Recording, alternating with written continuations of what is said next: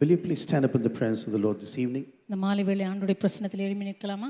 The book of Revelation chapter 3 வெளிப்படுத்தின விசேஷம் 3ஆம் அதிகாரம் from verses 14 to 22. வசனங்கள் 14 இலிருந்து 22 வரை வாசிக்க கேட்கலாம். லவோதிக்கா சபையின் தூதனுக்கு நீ எழுத வேண்டியது என்னவெனில், உண்மையும் சத்தியம் உள்ள சாட்சியும் தேவனுடைய சிருஷ்டிக்கு ஆதியுமாயிருக்கிற ஆமேன் என்பவர் சொல்லுகிறதாவது, உன் கிரியைகளை அறிந்திருக்கிறேன். நீ குளிரும் அல்ல அனலும் அல்ல. நீ குளிராயாவது அனலாயாவது இருந்தால் நலமாயிருக்கும். இப்படி நீ குளிருமின்றி அனலுமின்றி வெதுவெதுப்பாய் இருக்கிறபடியினால் உன்னை என் வாயினின்று வாந்தி பண்ணி போடுவேன்.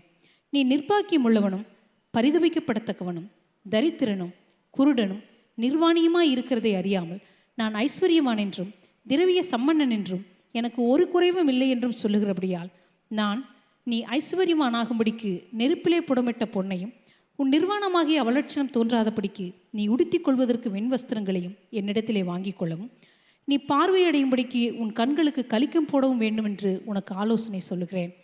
நான் நேசிக்கிறவர்களோ அவர்களை கடிந்து கொண்டு சிட்சிக்கிறேன். ஆகையால் நீ ஜாக்கிரதையாயிருந்து மனம் திரும்பு. இதோ வாசற்படியில் என்று தட்டுகிறேன். ஒருவன் என் சத்தத்தை கேட்டு கதவை திறந்தால் அவனிடத்தில் நான் பிரவேசித்து அவனோடே போஜனம் பண்ணுவேன், அவனும் என்னோடே போஜனம் பண்ணுவான்.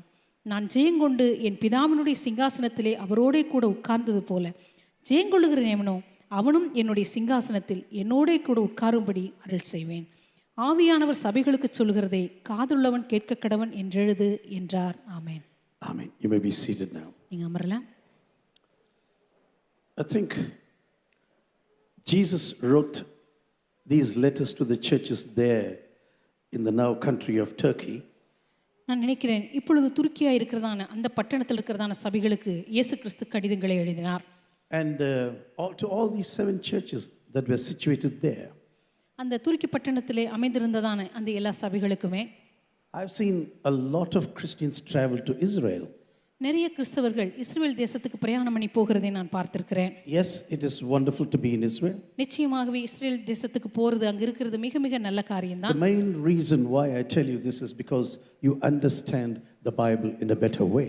இது எதற்காக இதை சொல்லுகிறேன் என்றால், வேதத்தை நீங்கள் இன்றும் நன்றாக புரிந்து கொள்ளும்படியாக இஸ்ரேலுக்கு போவது மிகவும் நல்லது. Oh, some people think when I go to Jerusalem I'm going to be filled extra portion with an extra portion of the Holy Spirit. ஒரு சிலர் நினைக்கிறார்கள், நான் எருசலேமுக்கு போனால் பரிசுத்த ஆவியினுடைய அபிஷேகத்தை இன்னும் அதிகமாக நான் பெற்றுக்கொள்ள முடியும் என்று நினைக்கிறார்கள். Oh, the touch of the Lord is going to be wonderful in Jerusalem. கர்த்தருடைய தொடுதலானது எருசலேமில் எனக்கு மிகவும் அற்புதமானதாக இருக்கும் என்று நம்புகிறார்கள். But I personally believe that the Holy Spirit has been poured out for all the believers all across the nations. ஆனால் நான் தனிப்பட்ட விதத்தில் நம்புகிற காரியம் என்னவென்றால், உலகமெங்கிலும் இருக்கிற எல்லா விசுவாசிகள் மீதும் தேவன் தம்முடைய ஆவியை ஊற்றுகிறார். If you really want God to touch you this evening, இந்த மாலை வேளையிலே தேவன் உண்மையாகவே உங்களை தொட நீங்கள் விரும்பினால், if you really want to be transformed by the power of the Holy Spirit, உண்மையாகவே பரிசுத்த ஆவியானவருடைய வல்லமையினால நீங்கள் மறுரூபமாக்கப்பட you விரும்பினால், can be in Trichy, in Nagapattinam, or Chennai, or wherever it may be. நீங்க திருச்சியில் இருக்கலாம், நாகப்பட்டினத்தில் இருக்கலாம், சென்னையில் இருக்கலாம், எந்த இடத்துல வேணாலும் நீங்க வாழலாம். But it depends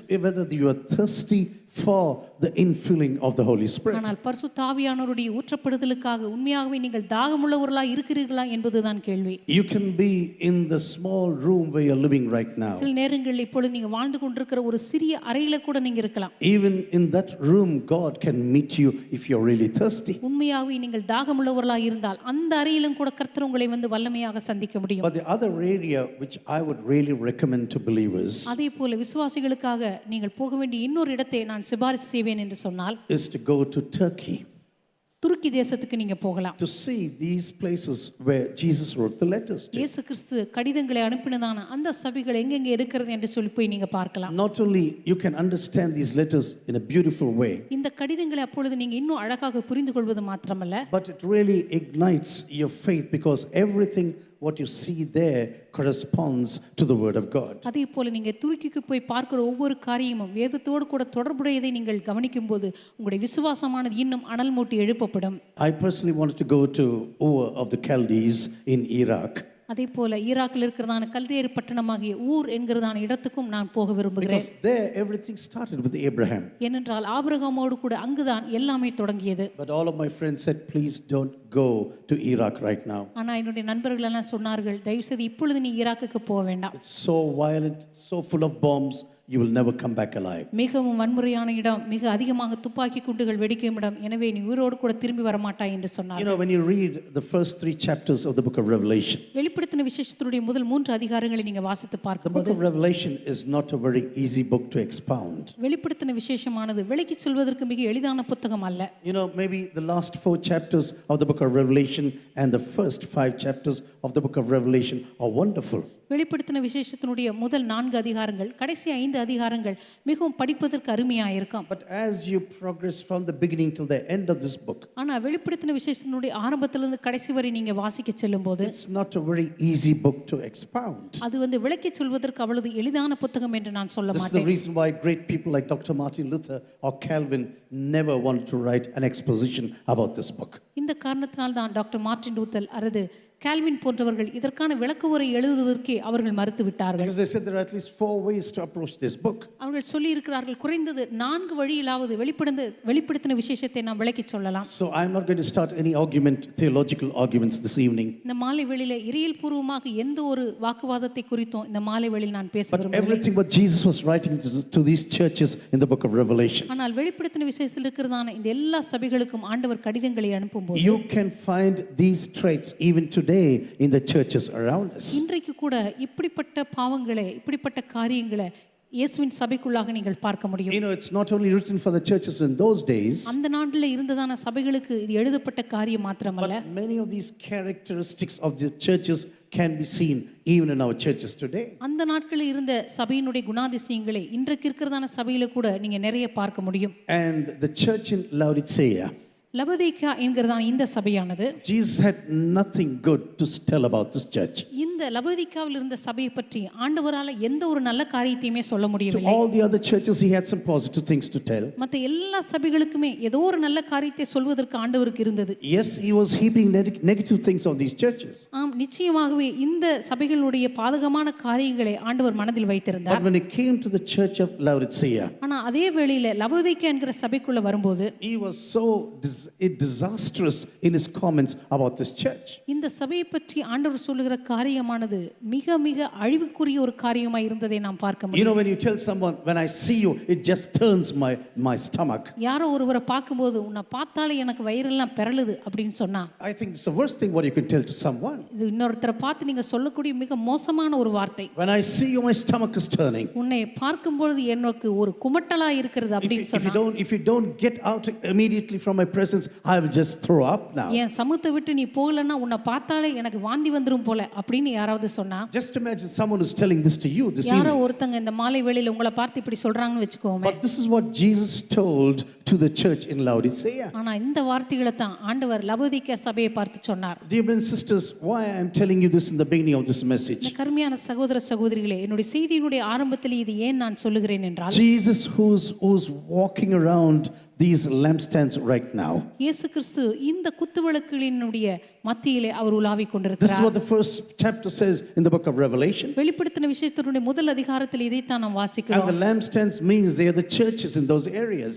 குத்துவிளக்குகள் என்று சொன்னால் அந்த பகுதியில் இருக்கிறதான சபைகளை அது குறிக்கிறது. Jesus is walking in between the lampstands in this right now. இயேசு கிறிஸ்து அந்த எரிந்து கொண்டிருக்கிறதான குத்துவிளக்குகளுடைய மத்தியில் அவர் உலாவிக் Because கொண்டிருக்கிறார். he wants to see the brightness of the flames from these churches. ஏனென்றால் இந்த குத்துவிளக்குகளாகிய சபையிலிருந்து வருகிறதான அந்த வெளிச்சத்தின் பிரகாசத்தை அவர் சோதிக்க And விரும்புகிறார். he wants to test the stench emanating from these lights. அதே போல அந்த குத்துவிளக்கிலிருந்து வருகிறதான அந்த வெளிச்சத்தினுடைய வாசனையை அவர் முகர்ந்து பார்க்க விரும்புகிறார். Jesus says, you are the light of the world. இயேசு கிறிஸ்து சொல்லி இருக்கிறார், நீங்கள் உலகத்துக்கு வெளிச்சமாய் You இருக்கிறீர்கள். are spreading my message and my authority. நீங்கள் என்னுடைய அதிகாரத்தையும் என்னுடைய செய்தியையும் பரப்புகிறவர்கள். You are here as a testimony, as a salt in this nation. நீங்கள் இந்த உலகத்திலே சாட்சியாகவும் எனக்கு உப்பாகவும் இருக்கிறீர்கள். And when I walk around you and see about the situation of the church, எனவே இந்த குத்துவிளக்கின் மத்தியில் உலாவி சபையினுடைய நிலைமைகளை நான் சோதித்து I பார்க்கும்போது want to know the quality of your light in this world. இந்த உலகத்திலே உன்னுடைய வெளிச்சத்தினுடைய தரத்தை நான் சோதித்து பார்க்க I விரும்புகிறேன். want to really smell the stench that comes out of your life. உன்னுடைய வாழ்க்கையிலிருந்து புறப்படுகிறதான அந்த வெளிச்சத்தினுடைய வாசனையினுடைய தரத்தை நான் முகர்ந்து I பார்க்க want to விரும்புகிறேன். know the quality of your life that you're spreading in this area. இந்த பகுதியிலே நீ சுடர்விட்டு கொண்டிருக்கிறதான உன்னுடைய வெளிச்சத்தினுடைய தரத்தை நான் சோதித்து பார்க்க But he விரும்புகிறேன். also says, if I do not find anything right in you, அதே போல் ஆண்டவர் சொல்லுகிறார், உன்னுடைய வாழ்க்கையிலே சரியில்லாத ஏதாவது ஒரு காரியத்தை நான் I பார்க்கும்போது am the person who removes these lampstands. நான் தானே உன்னுடைய விளக்குத்தண்டை விலக்கி போடுகிற தேவனா நான் இருக்கிறேன் என்று சொல்லுகிறார். It is one of the hardest things to tell to any church in this world. எந்த ஒரு சபையை பார்த்து இப்படிப்பட்ட ஒரு வார்த்தையை சொன்னால் அது மிகவும் கடினமான ஒன்றுதான். If you're not going to walk with me in your life, உன்னுடைய வாழ்க்கையில் என்னோடு கூடி நீ நடக்காவிட்டால், if I don't find your light and your stench proper in my presence, என்னுடைய பிரசன்னத்திலே உன்னுடைய வெளிச்சமும் உன்னுடைய வாசனையும் மிக சரியாக இல்லாவிட்டால், I will remove this lampstand. நான் விளக்குத்தண்டை உன்னிடமிருந்து விலக்கி போடுவேன் என்று You know, சொல்லுகிறார். whenever a church is just going down in some part of the world, எப்பொழுதெல்லாம் உலகத்தில் ஏதாவது ஒரு இடத்துல சபையானது அது தரம் தாழ்ந்து போகும்போது we usually think it is Satan who's destroying these churches. சாதாரணமாக நாம் நினைக்கிறோம் அந்த சபையிலெல்லாம் அழிக்கிறது பிசாசு தான் என்று. Oh, we pray and bind Satan altogether. நான் ஜெபித்து பிசாசை கட்டி கொண்டிருப்போம். But you know, actually, Satan has nothing to do with that. ஆனா உண்மையை சொல்ல போனால் பிசாசுக்கும் அதற்கும் எந்த சம்பந்தமும் இல்லை. It is Jesus who removes the lampstands. இயேசு கிறிஸ்து தானே அந்த விளக்குகளுடைய விளக்குத்தண்டை விலக்கி போடுகிறேன் என்று சொல்லுகிறார். There's no use that you are here in this world. இந்த உலகத்தில் இனிமே நீ இருந்து பிரயோஜனம் இல்லை என்று சொல்லுகிறார். I put you here with a purpose. நான் உன்னை இங்கே வைத்ததுக்கு காரணமே ஒரு நோக்கம் இருக்கிறது. I had a plan and a destiny for you. நான் உனக்காக ஒரு நிச்சயமான நோக்கத்தையும் ஒரு திட்டத்தையும் You வைத்திருக்கிறேன். know, I have traveled to so many countries just to see churches. நான் அநேக தேசங்களுக்கு பிரயாணம் பண்ணி போயிருக்கிறேன். எதற்காக என்றால் அங்குள்ள சபைகளை பார்க்கும்படியாக. I'm not interested in sightseeing anymore. எந்த ஒரு ஊரையும் சுத்தி பார்க்கிறதில் எனக்கு அவ்வளவு ஆர்வம் கிடையாது. Maybe in the beginning as a youth I did this. ஆரம்பத்துல நான் வாலிபனா இருந்த பொழுது அதை செய்தேன். When I go now, I just go to churches. ஆனா இப்பொழுது எங்க போனாலும் அங்க இருக்கிற சபைகளை பார்க்கத்தான் நான் செல்கிறேன். How did these churches disappear? இந்த சபைகள் எல்லாம் எப்படி மறைந்து போனது? Why had God to remove the lampstand, this lampstand in this city? ஏன் தேவன் இந்த பட்டணத்திலிருந்தான விளக்குத்தண்டை அவர் எடுத்து போட்டார் என்று சொல்லி நான் பார்ப்பேன். Do you know hundreds of churches have been really stopped by Jesus in this world? இந்த உலகத்துல நூற்றுக்கணக்கான சபைகள் இயேசுவினாலேயே நிறுத்தப்பட்டிருக்கின்றன, உங்களுக்கு தெரியுமா? But at the same time, I'm very happy about the thousands of churches that are being planted right now. ஆனா அதே நேரத்துல இப்பொழுது நிறுவப்பட்டு கொண்டிருக்கிறதான ஆயிரக்கணக்கான சபைகளை பற்றியும் நான் You know, சந்தோஷப்படுகிறேன். in a country like Germany, Germany போன்ற தேசங்களிலே some 40 years ago, when I began to speak about the church, கிட்டத்தட்ட 40 வருடங்களுக்கு முன்பதாக நான் சபையை பற்றி பேச ஆரம்பித்த நாட்களிலே people used to make fun about me. ஜனங்கள் அந்த நாட்களில் என்னை பார்த்து பரியாசம் Don't பண்ணுவார்கள். you have any other team to speak about? உங்களுக்கு பேசுறதுக்கு வேற தலைப்பே இல்லையான்னு Whenever you கேட்பார்கள். come, you speak about the church, the church, the church.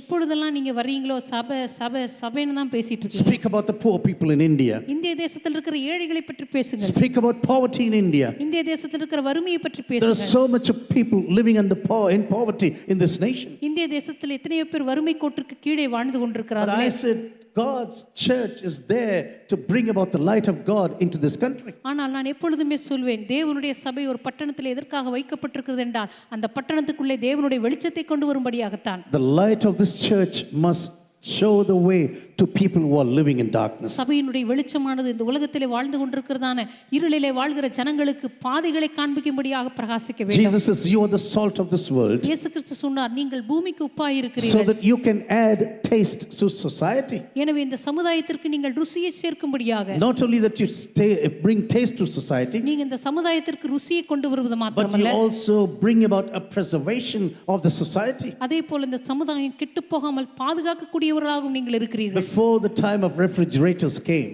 அந்த நாட்களிலே குளிர் சாதன பெட்டி வருவதற்கு முன்பதாக salt was used to preserve meat, for example. சாதாரணமாக கரியை நம்ம கெட்டு போகாமல் பாதுகாப்பதற்கு உப்பை தான் They பயன்படுத்தினார்கள். just rubbed salt and everything was okay. அவர்கள் அந்த மாம்சத்தின் மீது உப்பை தடவி வைப்பார்கள், அது அப்படியே இருக்கும். And not only that, salt creates thirst in your personal life. அதே போல அந்த உப்பானது உங்களுடைய வாழ்க்கையில தாகத்தை கொண்டு வருகிறதா இருக்கிறது. When people come in contact with you, ஜனங்கள் உங்களோடு கூட தொடர்பு கொள்ளும்போது God says, I want people to be made thirsty through your lifestyle. ஆண்டவர் சொல்வார், உன்னுடைய வாழ்க்கை முறையை கொண்டு எனக்கான ஒரு தாகத்தை ஜனங்களுடைய வாழ்க்கையில நான் உருவாக்க Through the விரும்புகிறேன். light that is emanating from your life. உன்னுடைய வாழ்க்கையிலிருந்து புறப்பட்டு வருகிற இந்த பிரகாசத்தின் This மூலமாக life must make other people thirsty to know about Jesus. இந்த வெளிச்சமானது மற்றவருடைய வாழ்க்கையிலே இயேசுவை அறிந்து கொள்வதற்கான ஒரு தாகத்தை உருவாக்க வேண்டும். They must get inquisitive to know about the gospel.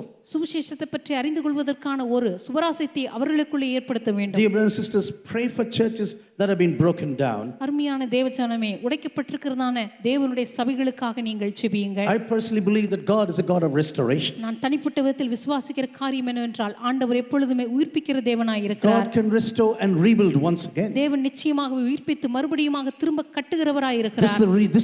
This is the topic we go through in the book of Nehemiah. இதை பற்றி தான் நாம் நெகேமியா புத்தகத்தில் வாசிக்கிறோம். A man with a passion went and rebuilt the city of Jerusalem. ஒரு மிகப்பெரிய வைராக்கியம் கொண்ட ஒரு மனிதனாக அந்த மனிதன் கடந்து சென்று எருசலேமினுடைய பாழான மதில்களை அவன் எடுத்து கட்டுகிறான். This man had a zealous heart to rebuild the city of Jerusalem. இந்த மனுஷனுடைய வாழ்க்கையில எருசலேமுடைய மதில்களை திரும்ப கட்டுவதற்கான ஒரு வைராக்கியம் எழுந்தது. But I have seen churches going down completely.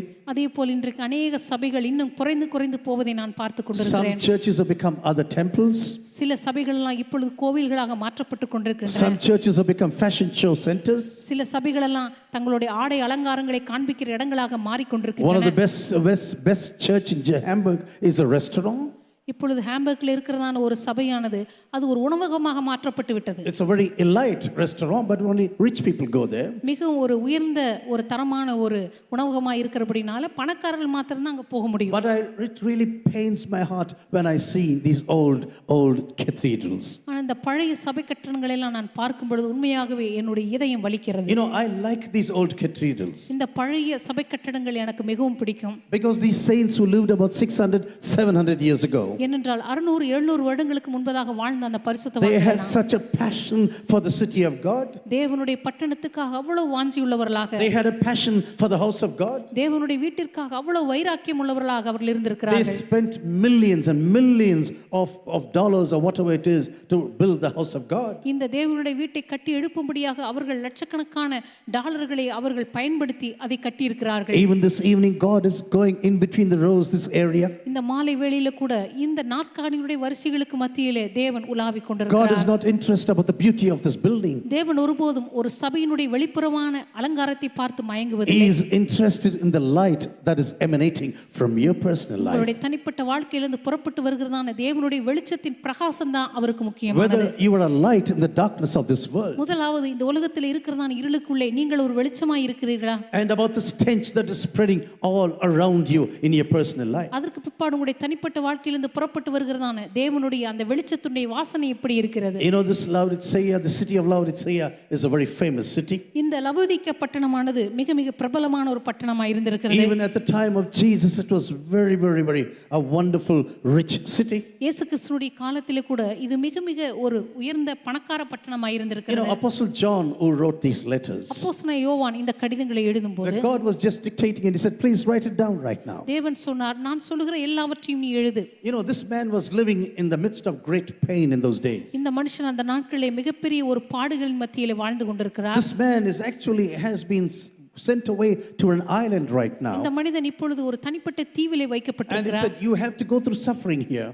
உன்னுடைய வாழ்க்கையிலே நீ மிகப்பெரிய உபத்திரங்களுக்குள்ளாக நீ போக வேண்டும். Because you preach the gospel, you must live in isolation. என்றால் நீ சுவிசேஷத்தை பிரசங்கித்தபடியினாலே இப்பொழுது நீ தனிமைப்படுத்தப்பட்டாக And வேண்டும். before you die, you have to die in sufferings. நீ மரிப்பதற்கு முன்பதாக நீ பாடுபட்டு உபத்திரவப்பட்டு மரிக்க வேண்டும் But என்றார். in the midst of all these sufferings, ஆனால் இந்த எல்லா வேதனைகளுக்கு மத்தியிலே God comes to him and says, come up now and I will show you what's in the future. தேவன் வந்து சொன்னார், மேலே ஏறி வா, இதோ நடக்க போகிற காரியங்களை உனக்கு நான் அறிவிப்பேன். I know the physical suffering you are going through. உன்னுடைய தனிப்பட்ட வாழ்க்கையில் அனுபவிக்கிற உன்னுடைய சரீர வேதனைகளை நான் Dear அறிந்திருக்கிறேன். brothers and sisters, I want to encourage you this evening. கருமையான சகோதர சகோதரிகளே, இந்த மாலை வேளையில் உங்களை நான் You உற்சாகப்படுத்த can go விரும்புகிறேன். through great sufferings in your life right now. உங்களுடைய தனிப்பட்ட வாழ்க்கையில மிகப்பெரிய வேதனையின் பாதையிலே நீங்கள் கடந்து Maybe செல்லலாம். it is sickness or pain, whatever it is. ஒருவேளை வியாதியாய் இருக்கலாம், வேதனையாய் இருக்கலாம், எதுவாக இருக்கலாம். It could be isolation and loneliness. ஒருவேளை தனிப்பட்ட விதத்துல நீங்கள் தனிமையை அனுபவித்துக் கொண்டிருக்கலாம். But in the midst of this pain, ஆனால் இந்த வேதனையின் மத்தியில God says, come up to me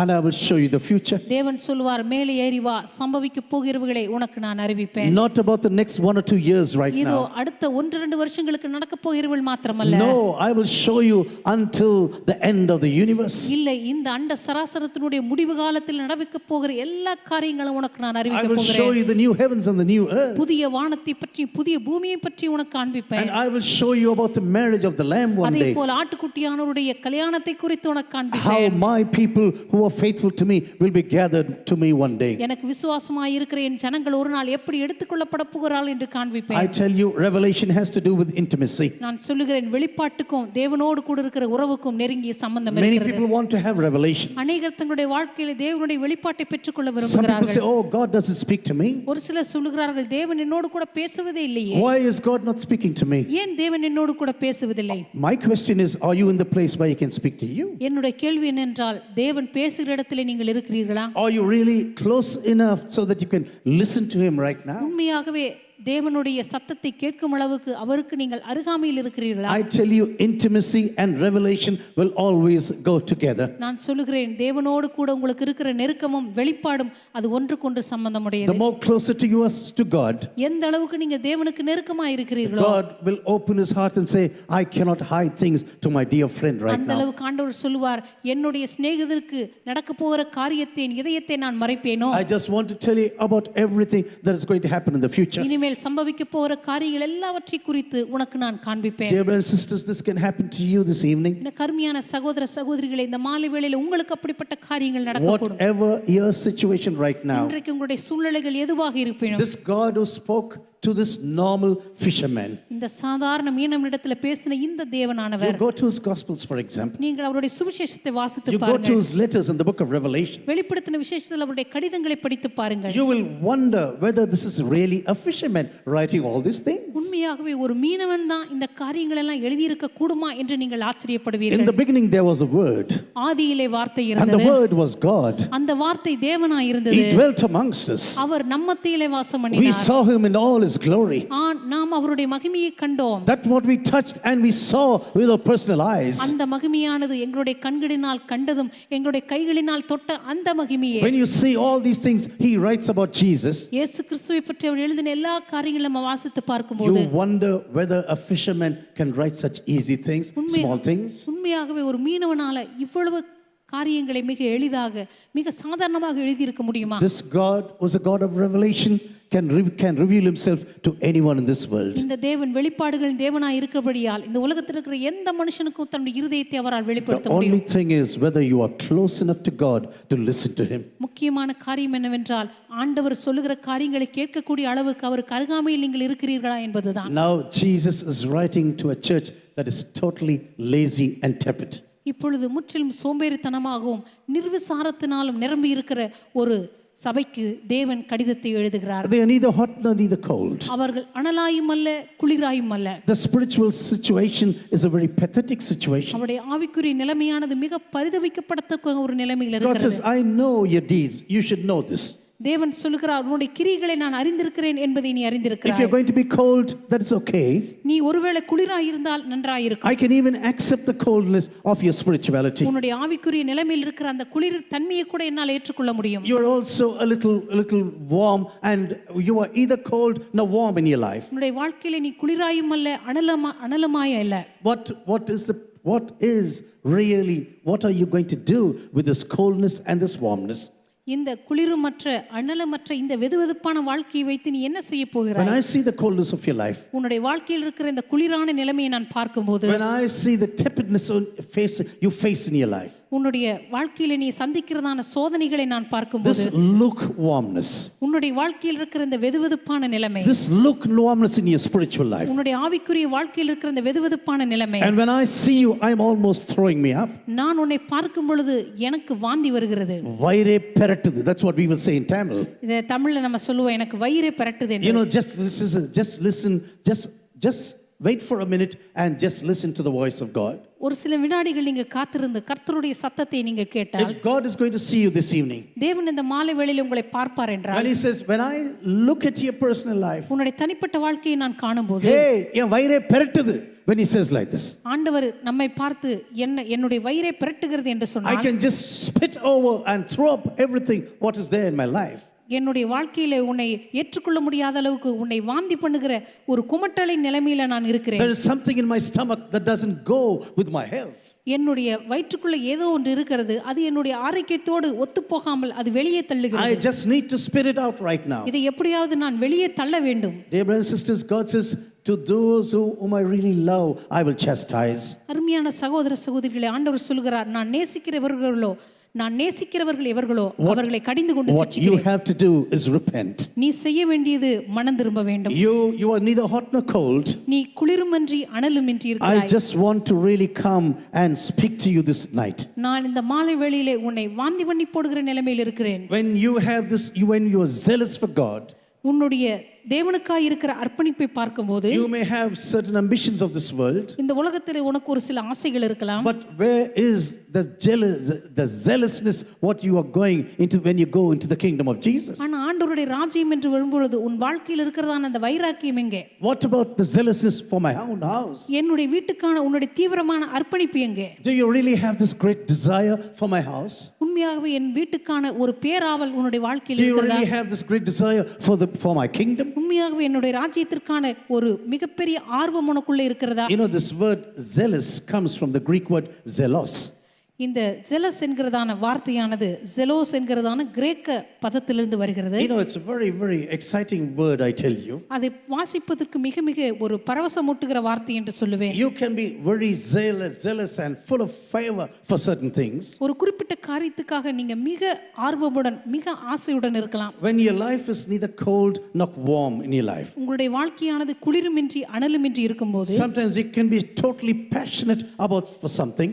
சில நேரத்துல ஒரு சில குறிப்பிட்ட காரியத்தை குறித்து நீங்கள் பேராவல் கொண்டிருப்பீர்கள். And when you are so passionate about certain things, அந்த குறிப்பிட்ட காரியத்தை பற்றி உங்களுக்கு அதிக ஆசை when you are இருக்கிறபடியால so passionate about a certain person, ஒரு குறிப்பிட்ட நபரை பற்றி உங்களுக்கு அதிக ஆர்வம் when இருக்கும்போது you have a so great passion that you want to create in this world, இந்த உலகத்திலே ஏதாவது ஒன்றை சாதிக்க வேண்டும் என்கிறதான ஒரு மிகப்பெரிய ஆசை உங்களுக்கு இருக்கும்போது this great desire to have things accomplished in this planet, இந்த உலகத்திலே ஏதாவது ஒன்றை நான் சாதித்து நிரூபித்து காட்ட வேண்டும் என்கிற மிகப்பெரிய தீவிர ஆசை உங்களுக்கு இருக்கும்போது when someone else crosses your way, யாரோ ஒருத்தர் உங்களுடைய அந்த ஆசைக்கு குறுக்கே வந்தால் and when they come and take over everything that what you wanted to accomplish, அவர்கள் வந்து நீங்க சாதிக்க நினைத்த எல்லாவற்றையும் அவர்கள் எடுத்துக்கொள்ளும்போது this can lead indeed to jealousy and malice. அப்படிப்பட்ட ஒரு சூழ்நிலையில ஒரு மிகப்பெரிய ஒரு பொறாமையும் ஒரு ஆத்திரமும் உங்களுக்கு வரலாம். This is the reason why this word has been even translated as jealousy and malice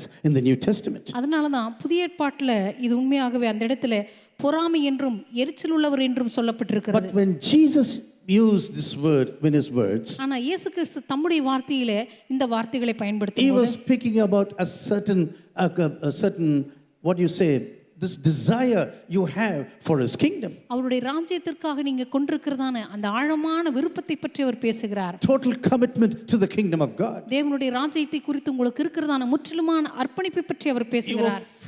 You're full of commitment for the house of God. தேவனுடைய வீட்டுக்காக முழுமையான ஒரு அர்ப்பணிப்புடன் நீங்க வாழுகிறதை பற்றி அவர் சொல்லுகிறார். Throughout the New Testament, when you read this word, புதிய ஏற்பாடு முழுவதும் இந்த வார்த்தையை நீங்க வாசித்து பார்க்கும்போது it speaks about a great commitment. அது மிகப்பெரிய ஒரு அர்ப்பணிப்பை பற்றி பேசுகிறது. For a great passion and desire you carry in your hearts. அதே போல உங்களுடைய இருதயத்திலே நீங்க சுமந்து கொண்டிருக்கிறதான ஒரு பெரிய ஆவல் அல்லது மிகப்பெரிய ஒரு தீவிரமான அர்ப்பணிப்பு ஆசையை பற்றி பேசுகிறது. This commitment with total happiness towards God and his kingdom. தேவனுடைய ராஜ்யத்துக்காகவும் அவருடைய வீட்டுக்காகவும் நீங்க கொண்டிருக்கிறதான மிகப்பெரிய மகிழ்ச்சியும் சந்தோஷமும். One word with two different meanings. ஒரே வார்த்தை ஆனால் இரண்டு அர்த்தங்களை கொண்டிருக்கிறது. Dear brothers and sisters, when you read the scriptures properly, கருமையான சகோதர சகோதரிகளே, தேவனுடைய வார்த்தைகளை நீங்க தெளிவாக வாசித்து பார்க்கும்போது yes, sometimes we have a great zealous lifestyle in order to accomplish things. சில நேரங்களில் சில காரியங்களை நாம் சாதித்து காட்டும்படி மிகப்பெரிய ஒரு ஆசை உள்ளவர்களாய் நாம் We செயல்படலாம். want to go up the ladder, எப்படியாவது இந்த வாழ்க்கையின் ஏணியிலே நான் ஏற வேண்டும். and when you reach the top of the ladder, நீங்க அந்த ஏணியினுடைய உச்சிக்கு ஏறின உடனே you come to the conclusion there is nothing around you. அதுக்கப்புறம் நீங்க யோசிப்பீங்க, இவ்வளவு தூரம் கஷ்டப்பட்டு வந்து ஒரு பிரயோஜனம் இல்லை. Why did I come up this ladder right now? எதற்காக கஷ்டப்பட்டு இந்த வாழ்க்கையின் முன்னேற்றம் என்கிற ஏணியிலே நான் ஏறினேன்? I was standing here and nothing interesting is there. இப்பொழுது இந்த ஏணியின் உச்சிக்கே வந்து விட்டேன், ஆனால் இங்கே எனக்கு ஆர்வமாக இருக்கிற எதுவுமே இல்லை. But sometimes another person crosses your life. ஆனா சில நேரங்கள் அப்படிப்பட்ட நிலைமையில யாரோ ஒருவர் வாழ்க்கைக்கு குறுக்கே வரும்போது He has accomplished the place what you wanted to have. ஒருவேளை நீங்க அடைய வேண்டிய அந்த இடத்தை அவர் அடைந்து விட்டால், This position what you wanted to have. ஒருவேளை ஒரு குறிப்பிட்ட பதவியை நீங்க அடைய விரும்பி இன்னொரு நபர் அதை அடைந்து Oh, விட்டால், he is standing there position right now. ஒருவேளை நீங்க இருக்க வேண்டிய இடத்துல அவர் நின்று You have கொண்டிருந்தால், been suffering all throughout your life ஒருவேளை உங்க வாழ்க்கை முழுவதும் அதை அடைவதற்காக நீங்கள் to accomplish கஷ்டப்பட்டிருப்பீர்கள். certain things that was so important for you. அது உங்களுக்கு மிக மிக முக்கியமானதா இருக்கும், அதை அடைய நீங்கள் பெரும்பாடு பட்டிருப்பீர்கள். And when you see another person crossing this way, ஆனால் அந்த பாதையில இன்னொருவர் குறுக்கே வருவதை நீங்கள் பார்க்கும்போது, when he has plucked everything away from you, உங்களுடைய வாழ்க்கையிலிருந்து அந்த நபர் எல்லாவற்றையும் பிடுங்கிக் கொள்ளும்போது, sometimes it ends up in total malice, enmity and jealousy. சில நேரங்களில் பயங்கரமான விரோதங்களும் கோபங்களும் அந்த இடத்துல எரிச்சல்களும் புறப்பட்டு வரலாம். You know, sometimes we have certain passions against certain people சில நேரங்களில் சில மனிதர்களுக்கு விரோதமாக நம்முடைய உள்ளங்களிலே பொறாமைகள் இருக்கலாம். because they have taken over the things what you wanted in your personal life. ஏனென்றால் நீங்க எந்த காரியத்தை உங்களுடைய வாழ்க்கையில் எடுத்துக்கொள்ள விரும்பினீர்களோ அதை அவர்கள் எடுத்துக்கொண்டார்கள். You wanted to accomplish those things for yourself. நீங்க அந்த காரியத்தெல்லாம் அடைய நீங்கள் முயற்சித்தீர்கள். You wanted to make a name for yourself. உங்களுக்காக நீங்கள் ஒரு பெயரை உண்டாக்க And முயற்சித்தீர்கள். suddenly another person crosses over. ஆனா திடீரென்று இன்னொரு நபர் அதற்கு குறுக்கே வந்து விட்டார். And you stand there and say, why did I suffer like this? அந்த இடத்துல நின்று கொண்டு நீங்க நினைக்கிறீர்கள், எதற்காக நான் இப்படி கஷ்டப்பட வேண்டும்? I was zealous in this matter. இந்த காரியத்தை பற்றி நான் எவ்வளவு வைராக்கியம் கொண்டிருந்தேன். I wasted so much of time and energy. என்னுடைய வாழ்க்கையில் எவ்வளவு பலத்தையும் பணத்தையும் எதற்காக But now செலவழித்தேன். this person has taken over. ஆனா இப்பொழுதோ இந்த மனிதன் அதை எடுத்து விட்டாரே. I have seen this really in spiritual lives and also in worldly lives. ஆவிக்குரிய வாழ்க்கையிலும் சரி உலக வாழ்க்கையிலும் சரி இதை நான் பார்த்திருக்கிறேன். Sometimes it can end up in total enmity, fighting and malice and jealousy. சில நேரங்களில் முற்றிலுமான விரோதத்திலும் கோபத்திலும் எரிச்சலிலும் பொறாமையிலும் சில உறவுகள் முடிவடையலாம். But when you come to this lukewarm spiritual life, ஆனா இந்த வெதுவெதுப்பான ஆவிக்குரிய நிலைமைக்கு நீங்க வரும்போது, this is just the opposite. Some people have no idea or no ambition for the relationship with God. ஒரு சிலருக்கு தேவனோடு கூட இருக்கிற உறவிலே அவர்களுக்கு எந்த ஆசையும் எந்த விருப்பமும் இருக்காது. Yeah, I have been a Christian for many years now. ஆம், நான் கூட அநேக வருஷமா கிறிஸ்தவனா தான் இருக்கிறேன். So what are you telling me now? எனவே இப்பொழுது நீங்க என்ன புதுசா சொல்ல Our போறீங்க? family has been a Christian family for 100 years. எங்களுடைய குடும்பம் 100 வருஷமா கிறிஸ்தவ குடும்பம் தான். You know, sometimes people they'll say like this. ஒரு சிலர் இப்படி சொல்லுவார்கள், Nearness breeds really, you lose interest or the respect to another person when you're too near. எந்த அளவுக்கு நீங்க ஒரு உறவுல கிட்ட போறீங்களோ அந்த அளவுக்கு அதனுடைய முக்கியத்துவமும் அதனுடைய ஆசையும் குறைந்து விடும் என்று You know, சொல்வார்கள். sometimes in the beginning you are full of favor for God in your life. ஆரம்பத்துல பார்க்கும்போது தேவனுக்காக ஒரு மிகப்பெரிய ஒரு பிரியத்தோடு வாழ்ந்து Yes, கொண்டிருப்பீர்கள். the first love was full of fire. ஆரம்பத்துல ஒரு ஆதி அன்பானது முற்றிலுமாக அக்கினியினால் நிரப்பப்பட்ட ஒரு வாழ்க்கையா இருந்திருக்கும். You were burning with passion for God. நீங்க அப்படியே தேவனுக்காக வைராக்கியத்துல பற்றி எரிந்து But கொண்டிருந்திருப்பீர்கள். slowly after many years, கொஞ்சம் கொஞ்சமா வருஷங்கள் போக போக, you say, yeah, I've been following Jesus. ஆமாமா நான் கூட ஆண்டவரை பின்பற்றி கொண்டுதான் இருந்தேன். Oh yeah, I had a passion for Jesus. ஆமா எனக்கு கூட ஆண்டவருக்கான ஒரு ஆசை இருந்தது. They are not enemies of God, அவர்களும் தேவனுக்கு விரோதிகள் அல்ல. but they don't want to seek anymore. ஆனா இனிமே தேவனை தேட அவர்களுக்கு விருப்பம் இல்லை. They are satisfied with the things they already have in life. அவருடைய வாழ்க்கையில் அவர்களுக்கு இருக்கிறதை வைத்து அவர்களுக்கு ஏற்கனவே திருப்தி வந்து விட்டது. I have been saved by grace.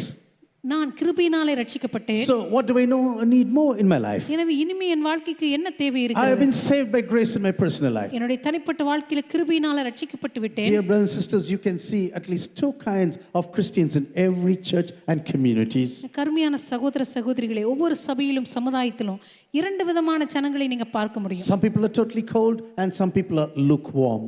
ஒரு சிலர் முற்றிலும் குளிர்ந்து போயிருப்பார்கள், ஒரு கூட்டம் வெதுவெதுப்பாய் இருக்கும். You know, but I like to speak with people who are totally cold. ஆனால் முற்றிலும் குளிர்ந்து போயிருக்கிறவர்களை பார்த்து நான் பேச விரும்புகிறேன். Because they sometimes when the word of God touches them, ஏனென்றால் அவர்களை கர்த்தருடைய வார்த்தை தொடும்போது you will think, who can really shake this person? யார் அந்த நபரை அசைக்க முடியும் தெரியுமா? Oh, they are living such a cold spiritual life. அவர்களுடைய வாழ்க்கையிலே மிகவும் குளிர்ந்து போயிருப்பார்கள். They have built walls around them தங்களை சுற்றிலும் மதில்களை கட்டி so எழுப்பியிருப்பார்கள். that no one can ever touch them. இனிமே என்னை யாரும் தொடக்கூடாது என்கிற நிலைமைக்கு போயிருப்பார்கள். They will live in total seclusion. அவர்கள் முற்றிலும் தங்களை தனிமைப்படுத்திக் கொண்டு வாழ்வார்கள். They may live among people. அவர்கள் ஜனங்களுக்கு மத்தியில தான் குடியிருப்பார்கள். These walls around them are for their own protection. ஆனா அவர்களை சுற்றிலும் அவர்கள் கட்டி எழுப்பியிருக்கிற மதிலானது அவருடைய பாதுகாப்புக்காக. Don't come near, please. தயவு செய்து எனக்கு பக்கத்துல யாருமே வர வேண்டாம் என்கிற I வாழ்க்கை. am not interested at all in this thing. நான் இதுல இனிமே எனக்கு எந்த ஆர்வமும் கிடையாது. But you know what Jesus is telling these people? ஆனால் இயேசு கிறிஸ்து அவர்களை பார்த்து என்ன சொல்லுகிறார் தெரியுமா? Come to a conclusion now. உன்னுடைய வாழ்க்கையில ஒரு முடிவுக்கு வா. Either you be cold or lukewarm. ஒன்று நீ குளிராயிரு அல்லது அனலாயிரு. You know, you cannot be both at the same time. நீ இரண்டாகவும் ஒரே நேரத்துல இருக்கவே முடியாது. A little cold and little warm. கொஞ்சம் குளிர் கொஞ்சம் அனல். If you are cold, then I can really reach you. நீ குளிராயிருந்தால் நான் வந்து உன்னை சந்திக்க முடியும். You know, for personal counseling, you know this. நீங்க தனிப்பட்ட விதத்துல ஆலோசனை சொல்லியிருந்தா உங்களுக்கு தெரிந்திருக்கும். Some people are totally cold in their lives. ஒரு சிலர் தங்களுடைய வாழ்க்கையில முற்றிலும் குளிர்ந்து போன ஒரு நிலைமையில் They இருப்பார்கள். don't want to listen to the gospel. அவர்களுக்கு சுவிசேஷத்தை கேட்கவே விருப்பம் இருக்காது. They don't want to talk to you. அவங்க உங்களிடத்துல பேசவும் அவங்களுக்கு விருப்பம் But இருக்காது. once God begins to touch them, ஆனா ஒரு முறை கர்த்தர் அவர்களை தொட்டு விட்டால் they are on fire for God in a few weeks or months, I tell அவர்கள் you. ஒரு சில வாரங்களிலே மாதங்களிலே தேவனுக்காக பற்றி எரிய ஆரம்பித்து Just like விடுவார்கள். Apostle Paul before his salvation. எப்படி அப்போஸ்தலனாகிய பவுல் தன்னுடைய ரட்சிப்புக்கு முன்பாக காணப்பட்டாரோ He said Jesus is a liar. அவர் ஆரம்பத்திலே சொன்னார் இயேசு கிறிஸ்து ஒரு பொய்யன் என்று. He is a liar. He must be executed. இந்த இயேசு கிறிஸ்து ஒரு பொய்யன், எனவே அவருக்கு மரண தண்டனை விதிக்கப்பட வேண்டும் என்று சொன்னார். I will oppose the gospel right now. நான் சுவிசேஷத்துக்கு எதிர்த்து நிற்பேன் என்று I சொன்னார். will be a violent person. நான் ஒரு வன்முறையாளனாக இருப்பேன் I என்று will சொன்னார். persecute the church of Jesus நான் இயேசுவின் சபைகளை துன்பப்படுத்துவேன் என்று because சொன்னார். I am convinced he is a liar. ஏனென்றால் இந்த இயேசு என்கிற நபர் ஒரு பொய்யன் என்று நான் உறுதியாக இருக்கிறேன் என்று சொன்னார். But once God touches a cold person, ஆனால் இப்படிப்பட்ட குளிர்ந்து போன ஒரு மனுஷனை தேவன் தொட்ட உடனே and when he gets to come closer and closer to God, தேவனுக்கு அருகாமையில் அவர் நெருங்கி when வந்தபோது God begins to get hold of this person, கர்த்தர் இந்த மனுஷனை பிடிக்க ஆரம்பித்த போது I tell you, they can be wonderful, wonderful, wonderful people in the kingdom of Jesus. தேவனுடைய ராஜ்யத்தில் மிக அற்புதமான மனிதர்களாக அவர்கள் மாற முடியும். But these lukewarm people, ஆனால் இந்த வெதுவெதுப்பான மனிதர்களோ yeah, they say, I am happy with the situation now. அவர்கள் சொல்லுவார்கள் நான் இருக்கிற நிலைமை எனக்கு நன்றாகத்தான் இருக்கிறது. Oh yeah, I know. This distance to Jesus is enough. இயேசு கிறிஸ்துவுக்கு நான் இவ்வளவு தூரத்தில் இருக்கிறதே எனக்கு ரொம்ப நன்றாகத்தான் இருக்கிறது. Yeah, I want to follow Jesus. நான் இயேசுவை பின்பற்ற விரும்புகிறேன். But please keep distance, please. ஆனா ஆண்டவரே கொஞ்சம் தூரமாவே வாங்க. Just like these vehicles on the road, I tell you. எப்படி ரோட்ல போகிற அந்த வாகனங்கள் எழுதி இருக்காங்க You know, பாத்தீங்களா? in Germany they say you love the best when you keep distance. ஜெர்மனியில சொல்லுவார்கள் நீங்க தூரமா இருந்தீங்கன்னா நீங்க நன்றாக நேசிக்கப்படுவீர்கள். This is what they say normally. சாதாரணமாக இப்படித்தான் சொல்லுவார்கள். Once you keep distance, you will love each other very well. நீங்க கொஞ்சம் தூரமா இருந்தாலே நம்ம ரெண்டு பேருடைய நட்புக்கு ரொம்ப நல்லது. Once you get closer and closer, ஆனா பக்கத்துல வந்துட்டீங்கன்னா sometimes it ends up in a bang. சில நேரத்துல மிக மோசமான ஒரு உரசல்ல So முடிஞ்சிடும். always keep distance right now. அதனால எப்பவுமே தயவு செய்து கொஞ்சம் தூரமாவே இருங்க. You know, in this night when Peter denied Jesus, அந்த இரவு நேரத்துல பேதுரு இயேசுவை மறுதலித்த போது that was the last chance God gave him. தேவன் அவனுக்கு கொடுத்த கடைசி வாய்ப்பு அதுதான். And he gets up and runs into the street. Everything is dark. அன்றைக்கு அவன் எழும்பி அந்த சாலையிலே போகும்பொழுது எல்லாமே இருளாக இருந்தது. You know, once you deny Jesus, everything is dark around you. நீங்க இயேசுவை மறுதலித்த உடனே உங்களுடைய வாழ்க்கையில் இருப்பதெல்லாம் முற்றிலும் இருள்தான். Everything is dark around him. எல்லாமே அவனை சுற்றி இருளாக இருந்தது. And it says now he begins to follow Jesus from a far off distance. இப்பொழுது இயேசுவை அவன் தூரத்திலிருந்து பின்பற்ற Do you ஆரம்பித்தான். know some Christians are there who want to keep distance with Jesus? உங்களுக்கு தெரியுமா இயேசுவுக்கு கொஞ்சம் தூரத்திலிருந்தே அவரை பின்பற்றினேன் என்று சொல்லுகிற கிறிஸ்தவர்கள் Jesus, இருக்கிறார்கள். please don't come near me now. இயேசுவே தயவு செய்து பக்கத்துல வந்துராதீங்க. When you have a distance, I'm very happy with you. ஏன்னா நீங்க கொஞ்சம் தூரத்துல இருந்தா உங்களை பத்தி எனக்கு ரொம்ப But சந்தோஷம் தான். once you get closer to me, ஆனா நீங்க எனக்கு பக்கத்துல வந்துட்டீங்கன்னா you'll be putting your finger in the wounds of my life. என்னுடைய வாழ்க்கையில் இருக்கிற காயங்களிலே உங்களுடைய விரல்களை வைக்க You'll ஆரம்பிப்பீர்கள். be speaking about things which I don't want you to see at all. என்னுடைய வாழ்க்கையில எதெல்லாம் பார்க்க கூடாதுன்னு நான் நினைக்கிறேனோ அதையெல்லாம் நீங்க பார்த்து கொண்டிருப்பீங்க. So please keep distance now. அதனால ஆண்டவரே தயவு செய்து நீங்க கொஞ்சம் தூரமாவே இருங்க. You know this question this evening now. இப்படி இந்த கிறிஸ்தவர்கள் இந்த மாலை வேளையில் நாம் பார்க்கிறோம். What you and I have to put as questions to our heart right now. நீங்களும் நானும் நம்முடைய இருதயத்திலே கேட்க வேண்டிய கேள்வி, Jesus, when he's here this evening, இயேசு கிறிஸ்து இந்த மாலை வேளையில் இங்கு வந்தால், when he is looking at your personal life, உங்களுடைய தனிப்பட்ட வாழ்க்கையை ஆண்டவர் பார்க்கும்போது, when he is looking at this church right now, இந்த சபையை ஆண்டவர் உற்று நோக்கும்போது, what does he really say about the church? சபையை பற்றி அவர் என்ன சொல்லுவார்? What does he say about our personal lives? நம்முடைய தனிப்பட்ட வாழ்க்கையை பற்றி ஆண்டவர் என்ன சொல்லுவார்? Yeah, you come to every Sunday, you come to church. ஆம், ஒவ்வொரு வாரமும் நீங்கள் சபைக்கு வருகிறீர்கள். Oh, it's wonderful that I see you every Sunday. ஒவ்வொரு ஞாயிற்றுக்கிழமையும் உங்களை நான் பார்க்கிறது நல்லதுதான். After that, I see you after 6 days. ஆனா அதுக்கப்புறம் 6 நாள் கழிச்சு தான் உங்களை பார்க்க முடியுது. I'm also thankful that you come to church. நீங்க சபைக்கு வர்றத பத்தி எனக்கு சந்தோஷம் தான். But at the personal time, on the personal level now, ஆனா உங்களுடைய தனிப்பட்ட வாழ்க்கையில் இருக்கிறதான அந்த ஆவிக்குரிய வாழ்க்கையின் நிலைமை, what about your spiritual standard? உங்களுடைய ஆவிக்குரிய வாழ்க்கையின் தரம் என்ன? Are you living in the first passion you had for Jesus in your life? ஆதியிலே தேவனுக்காக கொண்டிருந்த அந்த ஆதி அன்பிலே இன்னும் நிலைத்திருக்கிறீர்களா? You have this favor for the gospel? நீங்க சுவிசேஷத்திற்காக உங்களுக்கு இருந்த அந்த தீவிர ஆசை இப்பொழுதும் இருக்கிறதா? Or is your spiritual life so tepid that you just don't care about anything? அல்லது உங்களுடைய ஆவிக்குரிய வாழ்க்கை முற்றிலும் குளிர்ந்து போய் ஒரு நிர்விசாரமான நிலைமைக்கு தள்ளப்பட்டு Oh, விட்டீர்களா? we say, yeah, this lukewarm life is okay for me. ஓ, இந்த வெதுவெதுப்பான ஆவிக்குரிய நிலைமை கூட எனக்கு நன்றாகத்தான் இருக்கிறது I என்று have been சொல்கிறீர்கள். saved by the immaculate grace of Jesus. தேவனுடைய அந்த மாசற்ற கிருபையினால நான் ரட்சிக்கப்பட்டு So விட்டேன். why should I bother anymore? எனவே இனிமேல் நான் எதற்காக கவலைப்பட But வேண்டும்? you know, when God entered into your spiritual life, ஆனால் ஆண்டவர் உங்களுடைய ஆவிக்குரிய வாழ்க்கைக்குள்ளாக பிரவேசிக்கும் this போது, is one of the truths which I had to learn in my spiritual life. என்னுடைய ஆவிக்குரிய வாழ்க்கையிலே நான் கற்றுக்கொள்ள வேண்டிய ஒரு சத்தியம் இதுவாகத்தான் இருந்தது. God came and intruded in my personal life தேவன் என்னுடைய வாழ்க்கைக்குள்ளாக பிரவேசித்த நோக்கமே, in order to make me walk in ways that He has foreordained for me. தேவன் எனக்காக முன்குறித்த பூர்வ பாதைகளிலே நான் நடக்கும்படியாகத்தான் அவர் என் வாழ்க்கைக்குள்ளாக I think பிரவேசித்திருக்கிறார். many Christians do not know this spiritual truth. இந்த ஆவிக்குரிய சத்தியத்தை அநேக கிறிஸ்தவர்கள் இன்னும் அறியாமல் They இருக்கிறார்கள். think, oh, I can walk in the ways which I find good. அவர்கள் சொல்லுகிறார்கள், எனக்கு எந்த வழி நன்றாய் இருக்கிறதோ அதிலே நடப்பேன். No, God says, I have ordained 4 ways for you. இல்லை, ஆண்டவர் சொல்லுகிறார், நீ நடக்க வேண்டிய பூர்வ பாதைகளை உனக்காக நான் முன்குறித்து And வைத்திருக்கிறேன். this is the reason why I created you as a poem in my life. இந்த காரணத்துக்காகத்தான் உன்னை ஒரு கவிதையாக இந்த உலகத்திலே Dear brothers and sisters, படைத்திருக்கிறேன். I am just fascinated when I read Ephesians chapter 2. என கருமையான சகோதர சகோதரிகளே, எபேசியருக்கு எழுதின நிருபம் 2ஆம் அதிகாரத்தை வாசிக்கும் பொழுது நான் அப்படியே ஆச்சரியப்பட்டு God says, I made கவலைப்படுவேன். every one of you as a poem. ஆண்டவர் சொல்கிறார், உங்க ஒவ்வொருவரையும் ஒரு கவிதையாக நான் உருவாக்கி Because இருக்கிறேன். for every one of you, I had a certain way. ஏனென்றால் உங்கள் ஒவ்வொருவரையும் படைத்த விதம் வித்தியாசமாய் In the இருக்கிறது. Tamil translation, you will not see this. நீங்க தமிழ் மொழிபெயர்ப்பில் இதை பார்க்க But முடியாது. in the Greek language, it says like this. ஆனா கிரேக்க மொழிபெயர்ப்பில் இப்படித்தான் இருக்கிறது. I created you as a poem in my hand. நான் உங்கள் ஒவ்வொருவரையும் என்னுடைய கரங்களிலே ஒரு கவிதையாக படைத்திருக்கிறேன். Because you should walk in ways that I foreordained for you. ஏனென்றால் நான் உங்களுக்காக முன்குறித்த பூர்வ பாதைகளிலே நீங்கள் நடக்கும்படியாக. But God looks at us this evening. இந்த மாலை வேளையிலே கர்த்தர் நம்மை நோக்கி Will He பார்க்கும்போது say, oh yeah, you are full of passion for me. ஆண்டவர் நம்மை பார்த்து சொல்லுவாரா, ஆம், உன்னுடைய பேராவல் எனக்காக இருக்கிற உன்னுடைய பேராவலை நான் You பார்க்கிறேன். are burning for the gospel. நீ இப்பொழுது சுவிசேஷத்திற்காக பற்றி எரிந்து You கொண்டிருக்கிறாய். have a passion for the church of நீ Jesus. இயேசுவின் சபைக்காக ஒரு வைராக்கியம் கொண்டு எரிந்து You கொண்டிருக்கிறாய். have a passion for the kingdom of God. ஆண்டவருடைய ராஜ்யத்திற்காக ஒரு மிகப்பெரிய வைராக்கியமுள்ள நபராய் இருக்கிறாய். Or will you say you are so cold in your life? இல்லை, ஆண்டவர் நம்மை பார்த்து நீ முற்றிலும் குளிர்ந்து போன ஒரு நபர் என்று If you சொல்லுவார். go cold, I want you to repent this evening. நீ இந்த மாலை வேளையிலே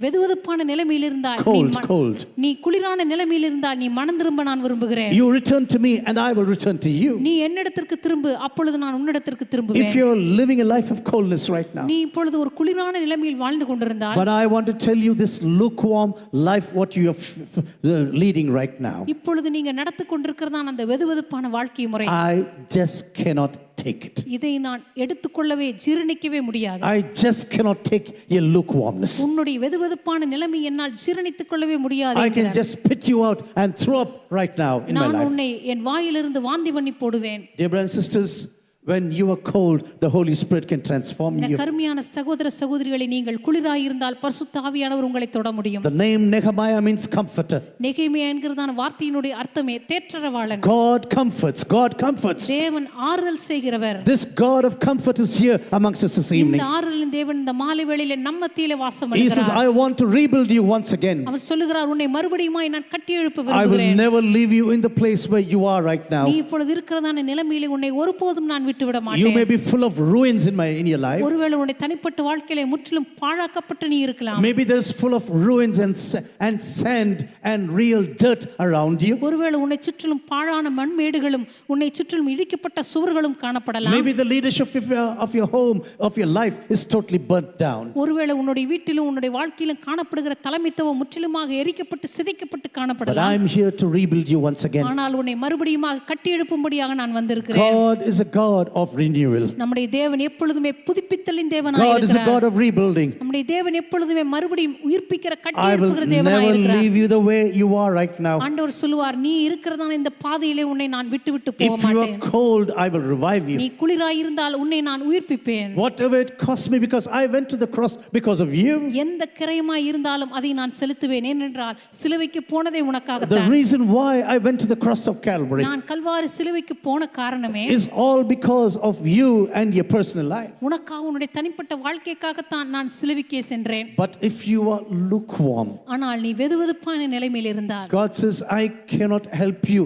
I will just throw you out. நான் உனக்கு உதவி செய்ய முடியாது, உன்னை வாந்தி பண்ணி போடுவேன். Dear brothers and sisters, let us really check our lives this evening. என் கருமையான சகோதர சகோதரிகளே, இந்த மாலை வேளையில் நம்முடைய வாழ்க்கையை சோதித்தறிவோமாக. When we look into our personal lives, நம்முடைய தனிப்பட்ட வாழ்க்கையை நான் உற்று நோக்கும்போது when we ask the Holy Spirit to reveal everything about ourselves to us, பரிசுத்த ஆவியானவரை நோக்கி, ஆண்டவரே என் வாழ்வை பற்றி எனக்கு வெளிப்படுத்தி தாரும் என்று சொல்லும்போது no one needs to tell you.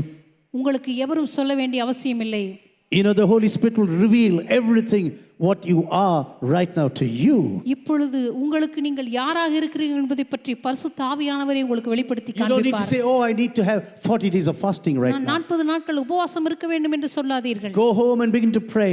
வீட்டுக்கு போய் ஜெபிக்க ஆரம்பியுங்கள். Lord, reveal yourself to me this evening. ஆண்டவரே உம்மை நீரே எனக்கு வெளிப்படுத்தி காண்பியும் என்று Put your ஜெபியுங்கள். finger into every wound of my life. ஆண்டவரே என் வாழ்க்கையில் இருக்கிற ஒவ்வொரு காயங்களின் மீது உம்முடைய விரல்களை நீர் வைப்பீராக என்று I want சொல்லுங்கள். to open my heart before you. ஆண்டவரே என் இதயத்தை உமக்கு முன்பாக திறக்க I விரும்புகிறேன். want you to have access into every room of my life. ஆண்டவரே என் வாழ்க்கையில் இருக்கிற எல்லா அறைகளுக்குள்ளும் நீர் பிரவேசிக்க நான் இடம் கொடுக்கிறேன் என்று சொல்லி You பாருங்கள். know every ruin of my life. ஆண்டவரே என் வாழ்க்கையில் இடிக்கப்பட்ட பாழான எல்லா இடங்களும் உமக்கு தெரியும். You can clean every dust of my life. ஆண்டவரே என் வாழ்க்கையின் எல்லா புழுதியும் நீர் சுத்தம் பண்ணுவீர். However long this dirt may be there, ஆண்டவரே எவ்வளவு காலங்களாக அந்த புழுதிகள் என்னை சுற்றி இருந்தாலும் சரி, Lord, you can still clean up my life ஆண்டவரே completely. என் வாழ்க்கையை முற்றிலுமாக சுத்திகரிக்க உம்மால் When கூடும். you begin to pray like this, நீங்கள் இவ்வாறு ஜெபிக்க ஆரம்பிக்கும் போது repentance is the first step to a new life with Jesus. இயேசு கிறிஸ்துவோடு உங்களுக்கு கிடைக்க போகிற அந்த புதிய வாழ்க்கைக்கான முதற்படியே மனம் திரும்புதல். Lord, give me back this passion once again. ஆண்டவரே இந்த வைராக்கியத்தை எனக்கு திரும்ப தாரும்.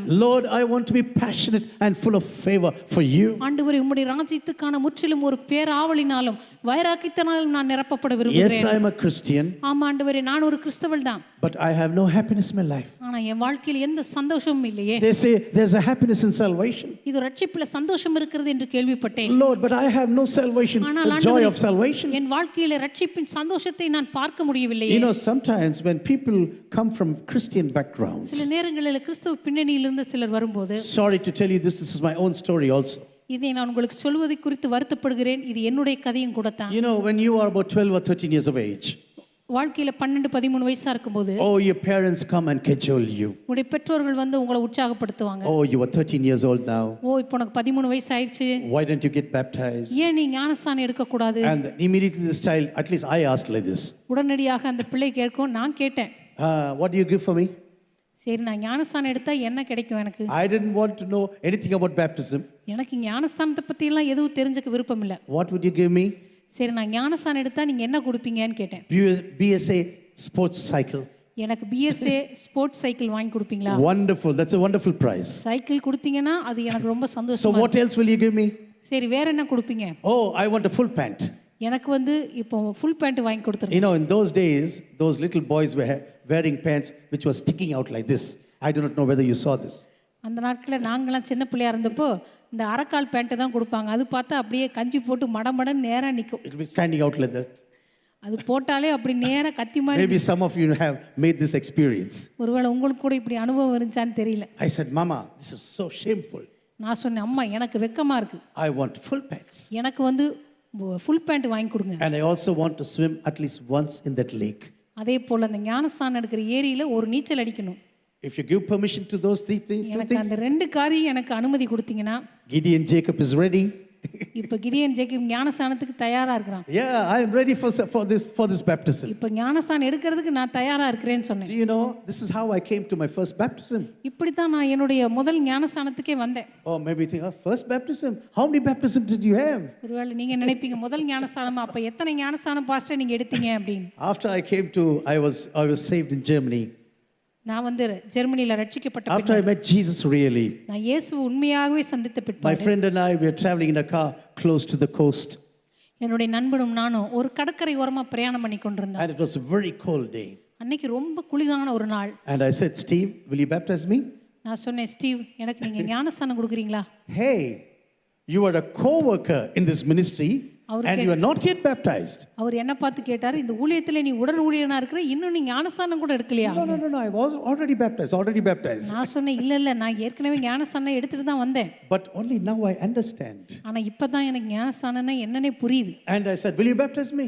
அப்ப நான் கேட்டேன், நீங்க எனக்கு ஞானஸ்நானம் கொடுக்குறீங்களா? But you know, in this cold water you will die as an Indian. ஆனா ஒரு இந்தியனா அந்த குளிர் தண்ணீருக்குள்ள இறங்குனீங்கன்னா நீங்க மரித்தே போவீங்க, அந்த குளிர். I said, don't bother.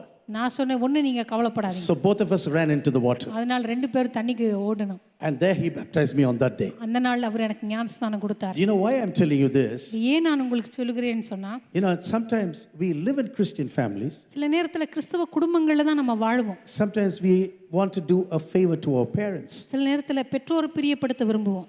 Amma appa pavam. Yeah, so let me get baptized. சரி, அம்மா அப்பா பாவம் கெஞ்சறாங்களே, ஞானஸ்நானம் எடுத்துருவோம் அப்படின்னு நினைப்போம். Never understood anything.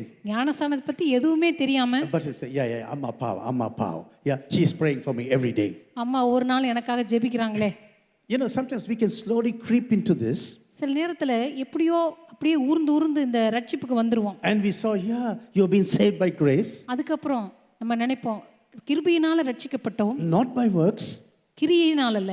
But this reality is no power in your personal life. ஆனா இந்த உண்மை தன்மை உங்களுடைய வாழ்க்கையில எந்த பலத்தையும் செலுத்தவில்லையே. It did not unleash any power in your personal life. இந்த சத்தியமானது உங்களுடைய வாழ்க்கையிலிருந்து எந்த ஒரு வல்லமையும் வெளிப்படுத்தவில்லையே. Yes, you have understood everything from your head. உங்க தலையில உங்களுக்கு எல்லா சத்தியமும் தெரிஞ்சிருக்கு. But you have never experienced this power. ஆனா இந்த வல்லமையை நீங்கள் இதுவரைக்கும் அனுபவிக்கவில்லையே. God says, you know, you have 2 options, man. ஆண்டவர் சொல்லுகிறார், உனக்கு முன்பாக 2 வழிகளை நான் வைக்கிறேன். Be either cold or cold or warm. ஒன்று நீ குளிராயிரு அல்லது அனலாயிரு. But this lukewarmness is nauseating. ஆனால் இந்த வெதுவெதுப்பான தன்மை எனக்குள்ளே ஒரு குமட்டலை ஏற்படுத்துகிறது. You know, when you look into the city of Laodicea, இந்த லவோதிக்கேயா பட்டணத்தை நீங்கள் பார்க்கும்போது, it was an economic power. இது மிகவும் பொருளாதாரத்திலே உயர்ந்த ஒரு பட்டணம். There was a medical school there. அங்கே ஒரு மருத்துவ கல்லூரி இருந்தது. It was very famous for textiles. அது வந்து ஜவுளிக்கு மிகவும் பேர் போன ஒரு பட்டணமாய் இருந்தது. Especially for the black wool that was growing there in sheep there in that area. விசேஷமாக கருப்பு கம்பளி தயாரிக்கிற அந்த ரோமத்தையுடைய ஆடுகள் எல்லாம் அங்க தான் வளர்ந்தது. There were many workshops in that city. அங்கே நிறைய தொழிற்சாலைகள் இருந்தன. And also a special liquid for the eyes that are sick. அதே போல கண்களில் வியாதி உள்ளவர்களுக்கு ஊற்றக்கூடிய ஒரு மருந்தும் அங்க விசேஷமா தயாரிக்கப்பட்டது. They were very affluent people. அவர்கள் மிகவும் ஒரு நல்ல ஒரு rich people. ஒரு பணக்கார நிலைமையிலே வாழ்ந்து கொண்டிருந்தார்கள். And even when the earthquake came 60 years after Jesus, இயேசு கிறிஸ்துவினுடைய அந்த வாழ்க்கைக்கு பிற்பாடு 60 வருஷங்கள் கழித்து வந்த பூமி அதிர்விலும் கூட, they said we can rebuild our city by ourselves. அவர்கள் சொன்னார்கள், நாங்களே எங்களுடைய பட்டணத்தை திரும்பி கட்டி எழுப்ப முடியும். Oh, we are very clever people. நாங்கள் மிகவும் புத்திசாலிகள். We are rich people.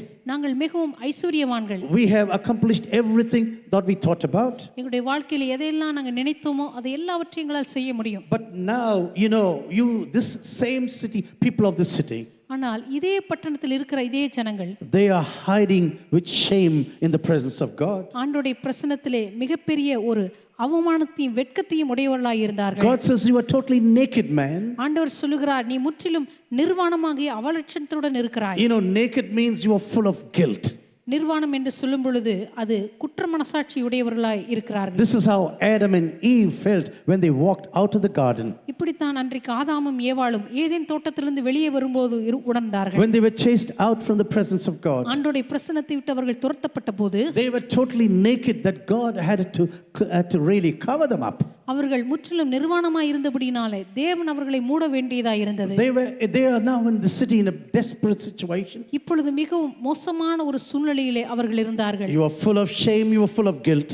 நீ முற்றிலும் வெட்கத்திலும் முற்றிலும் குற்ற மனசாட்சியுடனும் இருக்கிறாய். Actually, you cannot face God anymore in your life. தேவனை இனிமே எதிர்கொள்ள முடியாத ஒரு நிலைமையில் நீ வாழ்ந்து கொண்டிருக்கிறாய். God says, do you know what you want really? You need in your life. ஆண்டவர் உங்களை பார்த்து சொல்லுகிற காரியம், உன்னுடைய வாழ்க்கைக்கு என்ன தேவை தெரியுமா? You need a garment of whiteness. உனக்கு உன்னை உடுத்திக் கொள்வதற்கு வெண்வஸ்திரங்கள் வேண்டும். You need this garment right now. உனக்கு இப்பொழுது வஸ்திரங்கள் தேவை. And you need gold that is really be beaten up and really chastened.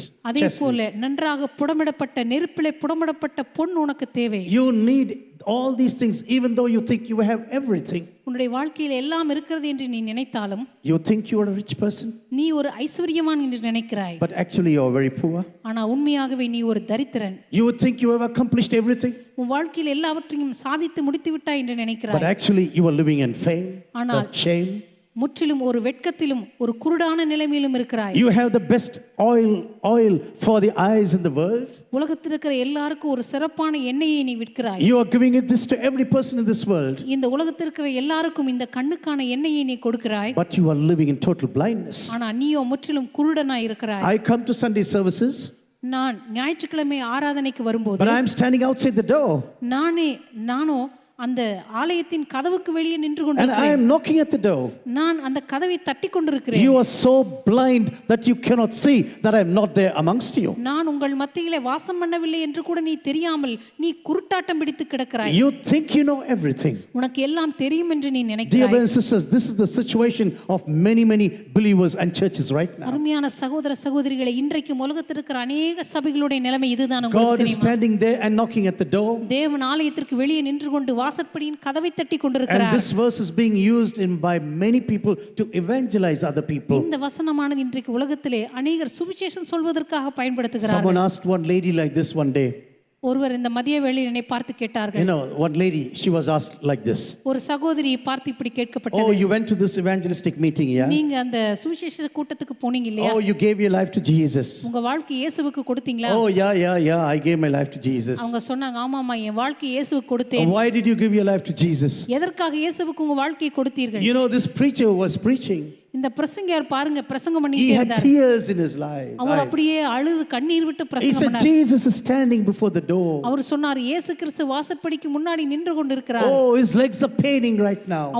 அவருக்கு காலெல்லாம் வலிக்குது. You open the door and let him in. நீங்க தயவு செய்து கதவை திறந்தீங்கன்னா அவர் உள்ள வருவாரு. And she said, yeah, I had pity on Jesus. அப்ப அவங்க சொன்னாங்க, இயேசுவை பார்த்து எனக்கே பரிதாபமா இருந்துச்சு. Oh, he's standing there. பாவம், அவர் என்னமா வாசப்படிக்கு வெளியே And நிக்கிறாராமே. this preacher was weeping. அந்த பிரசங்கியார் வேற அழுதுகிட்டே He இருந்தார். said, oh, he's standing there outside. ஓ, ஆண்டவர் வாசப்படிக்கு வெளியே நின்னு கதவை தட்டுறாரே. Do you know this verse was written to a church? ஆனா இந்த வசனம் ஒரு சபைக்கு எழுதப்பட்டது, உங்களுக்கு தெரியுமா? This was written to the church at Laodicea. இது லவோதிக்காவில் இருந்து சபைக்கு எழுதப்பட்ட வசனம். Totally spiritually blind people. முற்றிலும் ஆவிக்குரிய விதத்துல குருடராய் இருந்த சபைக்கு எழுதப்பட்டது. Yes, they are inside the church. அவர்கள் சபைக்குள்ளதான் இருந்தார்கள். They are selling this ointment throughout to all the people. அவர்கள் இந்த கண்ணுக்கு போடுகிற அந்த கலிக்கத்தை எல்லாருக்கும் விற்று கொண்டிருந்தார்கள். But the first person who needs this are you, said Jesus. ஆனா இயேசு கிறிஸ்து சொன்னார், இந்த மருந்து தேவைப்படுற முதல் ஆளே நீங்க தான். I want to tell you, your spiritual life is a disaster. நான் சொல்லுகிறேன், உங்களுடைய ஆவிக்குரிய வாழ்க்கை முற்றிலும் ஒரு வேதனையான அழிவுக்குரிய நிலைமையில் இருக்கிறது. When I see your lifestyle, I should say you should be I have compassion upon you. உங்களுடைய வாழ்க்கையை நான் பார்க்கும் பொழுது நீ முற்றிலும் பரிதபிக்கப்பட்ட ஒரு நிலைமையில் இருப்பதை நான் பார்க்கிறேன். You are so poor. You think you are rich, but you are so poor. நீ ஐஸ்வர்ய சம்பன்னன் என்று நினைக்கிறாய், ஆனா நீயோ தரித்திரனாய் இருக்கிறாய். You think you can see everything in this world, but you are blind. இந்த உலகத்தில் எல்லாவற்றையும் என்னால் பார்க்க முடியும் என்று நினைக்கிறாய், ஆனால் நீயோ குருடாய் இருக்கிறாய். You think you are well dressed in this world, but you are totally naked. நீ நன்றாய் உடுத்தி இருக்கிறேன் என்று நினைக்கிறாய், ஆனா நீயோ நிர்வாணியாய் இருக்கிறாய். You think you have no need in your personal life. உன் வாழ்க்கையில எந்த தேவையும் உனக்கு இல்லை, நீ முற்றிலும் சம்பூர்ணமுடையவன் என்று நினைக்கிறாய். No, I want to tell you, you are such pathetic people. ஆனால் நான் சொல்லுகிறேன், நீ மிகவும் நிர்பாக்கியமுள்ள நிலைமையில் இருக்கிறாய். Because I need to cover your shame. ஏனென்றால் நான் உன்னுடைய நிர்வாணத்தை, உன்னுடைய வெட்கத்தை மூட வேண்டும். I have to chastise you. நான் உன்னை சுத்திகரிக்க வேண்டும். To bring you back to the first love you had for me.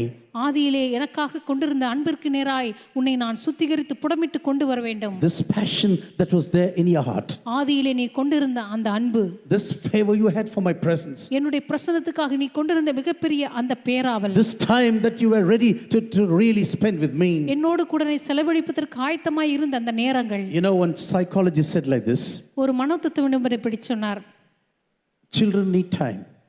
பிள்ளைகளுக்கு எப்பொழுதுமே நேரம் தேவை. And normally you spell time like TIME. நீங்க சாதாரணமா நேரத்தை ஆங்கிலத்துல TIME என்று எழுதுவீர்கள். But you know how children spell time? ஆனா குழந்தைகள் நேரத்தை எப்படி எழுதுகிறாங்க தெரியுமா? LOVE. அவர்கள் LOVE அன்பு என்று சொல்லி எழுதுகிறார்கள். That's what the psychologist said in one of his meetings. ஒரு மனோதத்துவ நிபுணர் தன்னுடைய கூட்டத்தில் இப்படி சொன்னார். I will never forget this. அதை நான் ஒருபோதும் மறக்க மாட்டேன். If you love a person, you have time. நீங்க ஒருவரை நேசித்தா அவங்களுக்காக உங்களுக்கு நேரம் இருக்கும். No one will say, you know, I love you so much. யாரும் இப்படி சொல்ல மாட்டாங்க. உன்னை எனக்கு ரொம்ப பிடிக்கும். See you after 3 years here. 3 வருஷம் கழிச்சு உன்னை பார்க்கறேன். Because I love you so much. என்ன உன்னை எனக்கு ரொம்ப பிடிக்கும். That's the reason why I have no time. நான் உன்னை ரொம்ப நேசிக்கிறதுனால தான் உனக்கு செலவு பண்றதுக்கு எனக்கு நேரமே இல்லை. Don't you ever try this at home, I tell you. தயவு செய்து வீட்ல இதை முயற்சித்து பார்க்காதீங்க. This is just joking. I am just joking now. நான் சும்மா ஒரு நகைச்சுவைக்காக சொல்றேன். Even children, when they say, I need your time, that is the way they spell time as LOVE. குழந்தைகள் கூட நம்மிடத்திலே கேட்பது, நீங்கள் என்னோடு கூட நேரத்தை செலவிட வேண்டும் என்று கேட்கும்போது அவர்கள் நம்முடைய அன்பை எதிர்பார்க்கிறார்கள் என்றுதான் அர்த்தம். Dear brothers and sisters, we may have everything in our lives. கர்மியான சகோதர சகோதரிகளே, நம்முடைய வாழ்க்கையில் எல்லாம் இருக்கலாம். This rich city was a very rich city. இந்த லவோதிக்கா பட்டணமானது மிகவும் ஒரு ஐஸ்வர்யமான ஒரு பட்டணம் தான். Affluent society. மிகவும் உயர்த்தப்பட்ட ஒரு வாழ்க்கை தரமுள்ள ஒரு சமுதாயம். But this is also a danger I see in affluent countries even today. ஆனா இன்றைக்கு கூட மிக உயர்ந்த வாழ்க்கை தரமுள்ள அந்த தேசங்களிலெல்லாம் நடக்கிற ஒரு அபாயகரமான சூழ்நிலையும் அதுதான் என்று நினைக்கிறேன். In all these cultures and countries, இந்த எல்லா சமுதாயத்திலும் கலாச்சாரங்களிலும் I see a great decline of churches today. அப்படிப்பட்ட ஐஸ்வர்யமா இருக்கிற அந்த தேசங்களிலெல்லாம் சபையானது மிக குறைந்து வருகிறதை நான் பார்க்கிறேன். Do you know this? This is happening உங்களுக்கு right in தெரியுமா? front of your eyes. இப்பொழுது உங்களுடைய கண்களுக்கு முன்பாக இது நடந்து கொண்டிருக்கிறது. Someone told me like this. யாரோ ஒருவர் இப்படி சொன்னார்கள். The first generation is full of passion. முதலில் இருந்த அந்த ஆதி தலைமுறையினருக்கு மிகப்பெரிய ஒரு ஆண்டவருக்கான வைராக்கியம் இருந்தது. And the second generation, இரண்டாம் தலைமுறை வந்தது. they have some of this from the parents. தங்களுடைய பெற்றோர்களிடமிருந்து சில காரியங்களை அவர்கள் பெற்றுக்கொண்டிருந்தார்கள். And before you reach to the fourth generation, அந்த வைராக்கியமானது 4ஆம் தலைமுறைக்கு வர்றதுக்கு முன்பாக everything fizzles out. எல்லாமே நின்று போனது. Everything fizzles out. எல்லாமே குறைந்து ஒன்றுமில்லாமல் போனது. You can see this in countries even today. இன்றைக்கு கூட அநேக தேசங்களில் இதை நீங்க கண்கூடாக பார்க்கலாம். I want to warn you as parents. பெற்றோர்களாய் இருக்கிற உங்களுக்கு நான் எச்சரிப்பாய் சொல்கிறேன். Sometimes you can give your children everything they want. சில நேரங்களில் உங்களுடைய பிள்ளைகளுக்கு தேவையான எல்லாவற்றையும் நீங்க கொடுக்கலாம். But if you do not teach them Jesus, ஆனால் இயேசுவை பற்றி நீங்க அவர்களுக்கு கற்றுக் கொடுக்கவில்லையானால் one day you're going to be really sad. ஒரு நாள் நீங்கள் முற்றிலும் வருந்துகிற ஒரு நாள் வரும். You will be really sad on that day. ஒரு நாள் அன்றைக்கு நீங்கள் மிகவும் வருந்துகிற ஒரு நாள் வரும். This city was an affluent city. இந்த பட்டணமானது மிகவும் ஐஸ்வர்யமான ஒரு பட்டணம் தான். But you know what Jesus said? ஆனால் இயேசு கிறிஸ்து என்ன சொன்னார் தெரியுமா? I was uncovered because in order to cover the shame you are going through. உன்னுடைய வாழ்க்கையிலே நீ கடந்து செல்கிறதான் இந்த வெட்கத்தை மூடும்படியாக என்னுடைய வாழ்க்கையிலே நான் நிர்வாணியாக்கப்பட்டேன். I was hanging on the cross of Calvary. நான் கல்வாரி சிலுவையிலே தொங்கிக் கொண்டிருந்தேன். Totally naked. முற்றிலும் நிர்வாணமாக்கப்பட்டவனாக. On the crossroads on a main road. ஒரு சாலைகள் சந்திக்கிறதான ஒரு இடத்துல. So that people can see me. ஜனங்கள் வந்து எல்லாரும் என்னை பார்க்கிற ஒரு இடத்துல. Everyone should be warned in the Roman Empire. அன்றைக்கு ரோம சாம்ராஜ்யத்தில் இருக்கிற எல்லாரும் எச்சரிக்கப்படத்தக்கதாய். Be careful right now. ஜாக்கிரதையாயிரு. If you're going to rise against the Roman Empire, ரோம சாம்ராஜ்யத்துக்கு விரோதமாக நீங்கள் கிளர்ச்சி செய்தால், this is what will happen to you. இதே நிலைமை தான் உங்களுக்கும். And Jesus made it very clear to this church. இந்த சபைக்கு இயேசு கிறிஸ்து மிக தெளிவாக சொன்ன காரியம், I want you to repent. நீ மனம் திரும்ப நான் விரும்புகிறேன். In order to cover your nakedness, உன்னுடைய நிர்வாணத்தை நான் மூடும்படியாக I hung on the cross in total nakedness. நான் கல்வாரி சிலுவையிலே நான் நிர்வாணியாக்கப்பட்டேன். In order to cure your blindness, உன்னுடைய குருட்டுத்தனத்தை சுகமாக்கும்படியாக I was blindfolded before people. ஜனங்களுக்கு முன்பாக கண்கள் கட்டப்பட்டேன். They beat me. அவர்கள் என்னை அடித்தார்கள். They made jokes about me. அவர்கள் என்னை பரியாசம் பண்ணினார்கள். I was a laughing stock amongst people. அவர்களுக்கு மத்தியிலே நான் வேடிக்கையானேன். But I went through this blindfolding in order to open your eyes. ஆனால் என்னுடைய கண்கள் கட்டப்பட்டது எதற்காக என்றால் உன்னுடைய குருட்டுத்தனத்தை மாற்றும்படியாக. To give you the spiritual richness what you need. உன்னுடைய வாழ்க்கைக்கு தேவையான அந்த ஆவிக்குரிய ஐஸ்வரியத்தை நான் கொடுக்கும்படியாக. I left behind every richness of the heavenly abode. பரலோக ராஜ்யத்திலே பரலோகத்திலிருந்து எல்லா மேன்மையும் துறந்து நான் வந்தேன். I just came down as a normal human being நான் சாதாரண ஒரு மனிதனாக இந்த பூமிக்கு இறங்கி வந்தேன். in order to touch your life completely. உன்னுடைய வாழ்க்கையை முற்றிலுமாக நான் தொடும்படியாக. You may think you are rich, you have everything. ஒருவேளை நீ நினைக்கலாம் நீ ஐஸ்வர்ய சமணன் என்றும் எனக்கு ஒரு குறைவும் இல்லை என்றும் நீ சொல்லலாம். Exactly, this richness is driving you away from me. நிச்சயமாக உனக்கு இருக்கிற அந்த ஐஸ்வர்ய சூழ்நிலை தான் என்னை விட்டு உன்னை துரத்தி செல்கிறது. You know what I really believe in my personal life. என்னுடைய தனிப்பட்ட வாழ்க்கையில நான் விசுவாசிக்கிற காரியம் என்னவென்றால் Even this morning I was sitting in my room, I was watching all people coming inside. இந்த காலையில கூட என்னுடைய அறையில உட்கார்ந்து கொண்டு சபைக்கு வந்து கொண்டிருந்த எல்லாரையும் பார்த்து கொண்டிருந்தேன். Cars and two-wheelers, everything dropping people. நிறைய கார்கள், நிறைய இருசக்கர வாகனங்கள், நிறைய ஜனங்கள் வந்து கொண்டிருந்தார்கள். I was very happy to see all those things. அதெல்லாம் பார்க்கிறதுக்கு எனக்கு சந்தோஷமாக I said, Lord, bless them even more right now. ஆண்டவரே அவர்களை இன்னும் அதிகமாய் ஆசீர்வதியும் என்று ஜெபித்தேன். Lord, bless them and let them have everything through you and because of you. ஆண்டவரே நீர் அவர்களை ஆசீர்வதியும். ஆண்டவரே மூலமாக அவருடைய வாழ்க்கையில் எல்லா ஆசீர்வாதங்களும் கடந்து வரட்டும் என்று ஜெபித்தேன். But one thing is very important. ஆனால் ஒரு காரியம் மிக முக்கியமானது. Have everything but live as if you have nothing. உடைய வாழ்க்கையில எல்லாவற்றையும் வைத்து அனுபவியுங்கள், ஆனால் ஒன்றும் இல்லாதது போல வாழ பழகிக் கொள்ளுங்கள். This I learned at a very early age. இந்த வாழ்க்கையில இள வயதிலேயே அதை நான் கற்றுக்கொண்டேன். The man who taught me this was not a Christian. இதை எனக்கு சொல்லிக் கொடுத்தது ஒரு கிறிஸ்தவர் அல்ல. I used to go midday for masala dosa in Rockford. நான் மலக்கோட்டையில மத்தியான நேரத்துல மசாலா தோசை சாப்பிட போவேன்.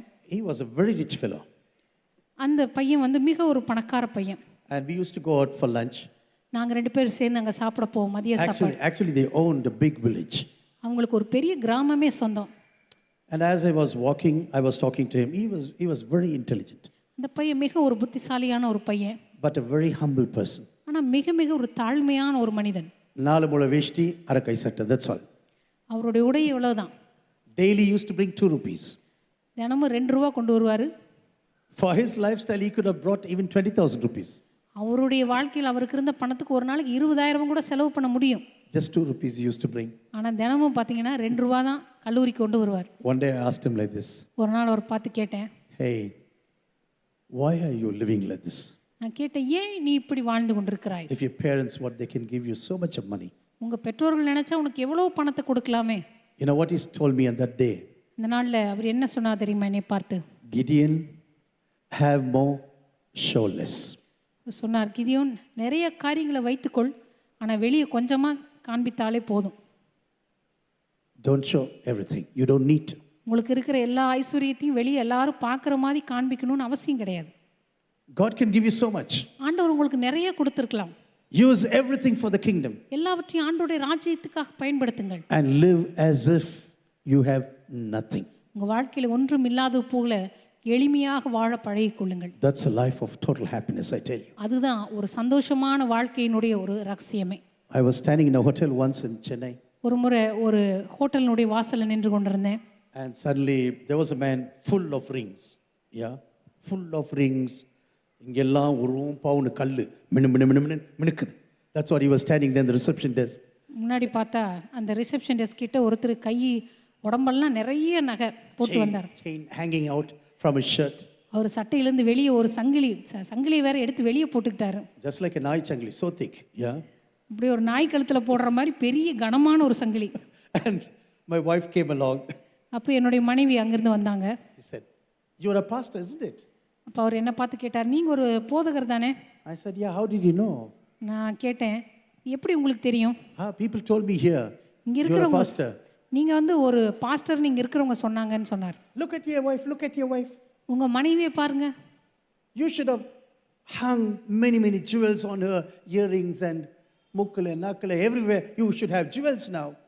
அவர் சொன்னாரு, உங்க மனைவிக்கு கழுத்துல, காதுல, மூக்குல எல்லாம் நிறைய இப்படி நகை போட்டு விட்டுருக்கணும் நீங்க. Look at me, how God has blessed me. பாத்தீங்களா, கடவுள் என்னை எப்படி ஆசீர்வச்சிருக்காரு பாத்தீங்களா? And look at her, nothing. அவங்கள பாருங்க, ஒண்ணுமே இல்ல. Even he said, this is what he said, that was hurting for me. அவர் இதை சொல்லியிருந்தா கூட பரவாயில்ல, அதுக்கப்புறம் ஒரு சொன்னார், அதுதான் எனக்கு ரொம்ப காயப்படுத்துச்சு. He took a tin like this. இப்படி ஒரு இரும்பு டப்பாவை எடுத்து காமிச்சு, Look at this tin right now. இந்த டப்பாவை பாருங்க. Even this tin needs painting. இந்த டப்பாவு கூட பெயிண்ட் அடிச்சு வச்சிருக்காங்க. டப்பாவு கூட பெயிண்ட் வேணும். I said, my wife is not a dappa. நான் சொன்னேன், என் மனைவி ஒன்றும் இரும்பு டப்பா கிடையாது. Our conversation stopped. அங்கேயே எங்களுடைய உரையாடல் முடிஞ்சிருச்சு. I said, my wife is not a dappa. நான் சொன்னேன், என் மனைவி ஒன்றும் டப்பா கிடையாது பெயிண்ட் அடிக்கிறதுக்கு. Then he walked away. அதுக்கப்புறம் அவர் போயிட்டார். Do you know why I'm telling you this? நான் ஏன் இதை சொல்றேன்னா, Dear brothers and sisters, I want God to bless you கருமையான சகோதர சகோதரிகளே, கர்த்தர் உங்களை ஆசீர்வதிக்க நான் விரும்புகிறேன். with everything possible. ஆண்டவர் உங்களுக்கு எதெல்லாம் கொடுப்பாரோ எல்லாவற்றையும் கொடுக்கட்டும். But throw everything into the kingdom. ஆனா அது எல்லாவற்றையும் திரும்பி அவருடைய ராஜ்யத்துக்குள்ளாகவே தூக்கி எறிங்க. Throw everything into the kingdom. எல்லாவற்றையும் திரும்பி அவருடைய ராஜ்யத்துக்கே கொடுங்கள். And I tell you, this will rain back on your children and the future in the future. நான் சொல்லுகிறேன், எதிர்காலத்தில் அந்த ஆசீர்வாதங்கள்லாம் உங்களுடைய பிள்ளைகளுடைய வாழ்க்கையில மழையாக பொழியும் என்று சொல்லுகிறேன். Whatever you throw into the kingdom of God, ஆண்டவருடைய ராஜ்யத்துக்கு எவையெல்லாம் நீங்கள் தூக்கி எறிந்தீர்களோ, one day it will come heavily upon your children in a prosperous way. உங்களுடைய பிள்ளைகளுடைய வாழ்க்கையில் ஆசீர்வாதமான மழையாக அது திரும்ப கொட்டப்படும். This church, rich church, needed correction. இந்த ஐஸ்வர்ய சம்பன்னமான சபைக்கு திருத்துதல் தேவைப்பட்டது. Maybe God is waiting there outside. தேவன் ஒருவேளை அந்த வாசலுக்கு வெளியே நின்று கொண்டு காத்து கொண்டிருந்திருக்கலாம். He wants to have communion with you and me. ஆண்டவர் நம்மோடு கூட, உங்களோடு, என்னோடு கூட ஐக்கியம் கொள்ள விரும்புகிறார். He says, if any man hears my voice, அவர் சொல்லுகிறார், ஒருவன் என் சத்தத்தை கேட்டால், will you please come and open the door? ஒருவன் என் சத்தத்தை கேட்டால் தயவு செய்து வந்து கதவை திறக்கட்டும். One person is enough. One obedient person is enough. என்னுடைய சத்தத்தை கேட்டு கீழ்ப்படுகிற ஒரு நபர் போதும். When he opens the door, அவன் வந்து கதவை திறந்தால், I will surely come inside and begin to work in his life. நான் நிச்சயமாக உள்ளே வந்து அவனுடைய வாழ்க்கையில கிரியை செய்ய ஆரம்பிப்பேன். I am craving for fellowship with you. உன்னோடு கூட ஐக்கியத்துக்காக நான் மிகவும் வாஞ்சையாயிருக்கிறேன். I want an intimate relationship with you. நான் உன்னோடு கூட நெருக்கமான உறவு கொள்ள விரும்புகிறேன். Don't you ever base your life on lifestyle and prosperity around you. தயவு செய்து உங்களை சுற்றி இருக்கிறதான வாழ்க்கை முறைகளின் மீதும் அல்லது ஐஸ்வர்ய காரியங்களின் மீது உங்கள் வாழ்க்கையை கட்டி எழுப்பாதீர்கள். Yes, God could have blessed you. தேவன் ஒருவேளை உங்களை ஆசீர்வதித்திருந்திருக்கலாம். Not to show off in this world. ஆனா அந்த உலகத்துல எல்லாருக்கும் நீங்க அதை காண்பித்துக் கொண்டிருக்க வேண்டிய அவசியம் இல்லை. To bless the name of the Lord. கர்த்தருடைய நாமத்துக்கு நன்றி சொல்லுங்கள். To lift up the name of the Lord. தேவனுடைய நாமத்தை உயர்த்துங்கள். And to give as much as possible into his kingdom. அவருடைய ராஜ்யத்துக்கு எவ்வளவு கொடுக்க முடியுமோ அது எல்லாவற்றையும் கொடுங்கள். And to really bless the name of the Lord in our lives. நம்முடைய வாழ்க்கையில் ஆண்டவருடைய நாமத்தை நாம் உயர்த்துவோம். I want every eyes to be closed. எல்லாரும் இந்த மாலை வேளையில கண்களை மூடும்படியாய் கேட்டுக்கொள்கிறேன். Maybe when God speaks to you this evening, இந்த மாலை வேளையில் ஆண்டவர் உங்களோடு கூட பேசிக் கொண்டிருக்கும்போது, maybe you know that you lost the first love you had for Jesus. ஒருவேளை இயேசுவுக்காக நீங்க கொண்டிருந்த ஆதி அன்பை நான் இழந்திருக்கிறேன் என்று சொல்லுகிற நிலைமையில நீங்க இருக்கலாம். Lord, there's no fervor anymore for the gospel. ஆண்டவரே, சுவிசேஷத்திற்கான அந்த வாஞ்சையெல்லாம் என் வாழ்க்கை விட்டு போய்விட்டது என்று நீங்க சொல்லலாம். Something that was burning once is now totally ashes. ஒரு நாள் பற்றி எரிந்து கொண்டிருந்த என்னுடைய வாழ்க்கையானது இப்பொழுது முற்றிலும் சாம்பலா போயிருக்கிறது என்று சொல்லலாம். Lord, my love for you, ஆண்டவரே, உமக்காக நான் கொண்டிருந்த அந்த அன்பு, my love for the gospel, சுவிசேஷத்திற்காக நான் கொண்டிருந்த அந்த பேராவல், everything has faded away. எல்லாமே இப்பொழுது மங்கி போயிருக்கிறது. Lord, I need to come back to you. ஆண்டவரே, நான் உம்மண்டை திரும்பி வர விரும்புகிறேன். Lord, I need to come back to you. ஆண்டவரே, நான் மறுபடியுமாய் உம்மண்டை நெருங்கி சேர விரும்புகிறேன். Dear brothers and sisters, Jesus is here this evening. இந்த கருமையான சகோதர சகோதரிகளே, இந்த மாலை வேளையில கர்த்தர் நம்ம மத்தியிலே வந்திருக்கிறார். He was blindfolded in order to open our eyes. நம்முடைய கண்களை திறக்கும்படியாக ஒரு நாள் அவருடைய கண்கள் கட்டப்பட்டது. He went through nakedness in order to cover our shame. நம்முடைய வெட்கத்தை மூடும்படியாக தேவன் ஒரு நாள் அவர் He நிர்வாணியாக்கப்பட்டார். was killed in order to give us eternal life. நம்முடைய வாழ்க்கையில நித்திய ஜீவனை கொடுக்கும்படியாக அவர் கொல்லப்பட்டார். That the joy of salvation really captivate our hearts. ஆனால் ரட்சிப்பின் சந்தோஷமான இந்த மாலை வேளையில நம்முடைய இருதயத்தை பற்றி பிடிப்பதாக That we really sing out of joy to God this evening. இந்த மாலை வேளையிலே சந்தோஷத்தினால் தேவனை மகிழ்ந்து களிகூர்ந்து அவரை துதிக்கும்படியாய் ஆராதிக்கும்படியாய் There are times of prayer are full of joy in His presence. நம்முடைய ஜெப நேரங்களானது ஆண்டவருடைய சமூகத்திலே சந்தோஷத்தினால் நிரப்பப்பட்டவைகளாய் Lord, இருக்கட்டும். thank you, Jesus. Thank you, Jesus. ஆண்டவரே உமக்கு நன்றி என்று சொல்லுவோம். Thank you for everything what you've done in my personal life. இயேசுவே, என் தனிப்பட்ட வாழ்க்கையில் நீ செய்த எல்லாவற்றுக்காக உமக்கு நன்றி Even செலுத்துகிறேன். though I was not never truthful to you, ஆண்டவரே, உமக்கு நான் உண்மை உள்ளவனாக இராத போதிலும் Lord, you were always truthful to me. ஆண்டவரே, எப்பொழுதுமே நீர் எனக்கு உண்மை உள்ள தேவனாகவே இருந்திருக்கிறேன். Even though I went away from you, ஆண்டவரே, நான் உம்மை விட்டு தூர போன நாட்களில் Lord, you gave me opportunities to repent and come back to you. மனம் திரும்பி உடைய சமூகத்தில் வரக்கூடிய வாய்ப்பை நீர் கொடுத்தீர். Maybe we should lift our hands, both our hands, and begin to praise Jesus. இரண்டு கரங்களையும் தேவனுடைய சமூகத்துக்கு நேராக உயர்த்தி அவரை துதிக்கலாமா? Lord, fill me with the joy of salvation. ஆண்டவரே, ரட்சிப்பின் சந்தோஷத்தினால் என்னை திரும்பவும் I நிரப்புவீராக. need this joy of salvation. ஆண்டவரே, இந்த ரட்சிப்பின் சந்தோஷம் எனக்கு தேவை. Lord, come into my life, I pray. ஆண்டவரே, என் வாழ்க்கைக்குள்ளாக நீர் வரும்படி நான் ஜெபிக்கிறேன். Lord, come into my family. ஆண்டவரே, என் குடும்பத்துக்குள்ளாக நீர் வாரும். Come into this church in a great way. ஆண்டவரே, இந்த சபைக்குள்ளாக வல்லமையான விதத்திலே நீர் இறங்கி வாரும். Lord, when you look into our lives this evening, ஆண்டவரே, இந்த மாலை வேளையில் நீர் எங்களுடைய வாழ்க்கையை பார்க்கும்போது you should never tell us that I need to warm to you. உன்னை நான் பார்க்கும் பொழுது என்னுடைய வயிறு பிரட்டுகிறது, உன்னை வாந்தி பண்ணி போடுவேன் என்று நீ சொல்லவே கூடாது. Lord, I want to be close. We want to be close to your heart. ஆண்டவரே, நான் உமக்கு அருகாமையில் வர விரும்புகிறேன். ஆண்டவரே, நாங்கள் உமக்கு அருகாமையில் வர விரும்புகிறோம். We want to give everything to you, Lord Jesus. ஆண்டவரே, உமக்கு எல்லாவற்றையும் நாங்கள் கொடுக்க விரும்புகிறோம். Lord, everything what you gave to us, ஆண்டவரே, எனக்கு நீர் கொடுத்த எல்லாவற்றையும் everything should bring glory to you. எல்லாமே உம்முடைய நாமத்திற்கு மகிமை கொண்டு வருவதாக. Bring holy to you, bring greatness to your holy kingdom. ஆண்டவரே, உம்முடைய பரிசுத்த ராஜ்யத்திற்கு மகிமையை கொண்டு வருவதாக. Just listen to God for a few seconds in a silent way. ஒரு சில வினாடிகள் அமைதியாக இருந்து கர்த்தருடைய சத்தத்தை நாம் செவி கொடுப்போமாக. Listen to God and say, Lord, speak to me right now. ஆண்டவரே, என்னோடு கூட பேசும் என்று சொல்லி ஆண்டவருடைய சத்தத்திற்கு நாம் காத்திருப்போம். Speak to me right now. ஆண்டவரே, என்னோடு கூட நீர் பேசும். Lord, you are alive this evening. ஆண்டவரே, இந்த மாலை வேளையிலே எங்கள் மத்தியிலே ஜீவனுள்ள தேவனாய் இருக்கிறீர். You are alive this evening. ஆண்டவரே, நீர் உயிரோடுள்ள தேவனாய் இருக்கிறீர். Lord, you can speak to me. ஆண்டவரே, என்னோடு கூட நீர் பேசுவீராக. Speak to me right now. ஆண்டவரே, என்னோடு கூட நீர் பேசும். Revive my life once again. ஆண்டவரே, என் வாழ்க்கையை மறுபடியும் உயிர்ப்பியும். Revive my life once again. ஆண்டவரே, என் வாழ்க்கையை மறுபடியும் நீர் உயிர்ப்பித்து தருவீராக. Lord, I need to come back to you. ஆண்டவரே, நான் உம்மண்டை திரும்பி வர வேண்டும்.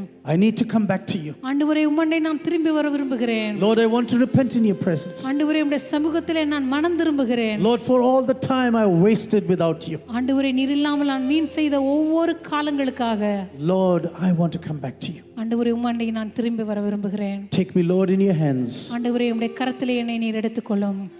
Take me in your hands. ஆண்டவரே, உம்முடைய கரத்திலே என்னை நீர் எடுத்துக்கொள்வீராக. Anoint me with the power of the Holy Spirit. ஆண்டவரே, பரிசுத்தாவின் வல்லமையினால் என்னை அபிஷேகியும்.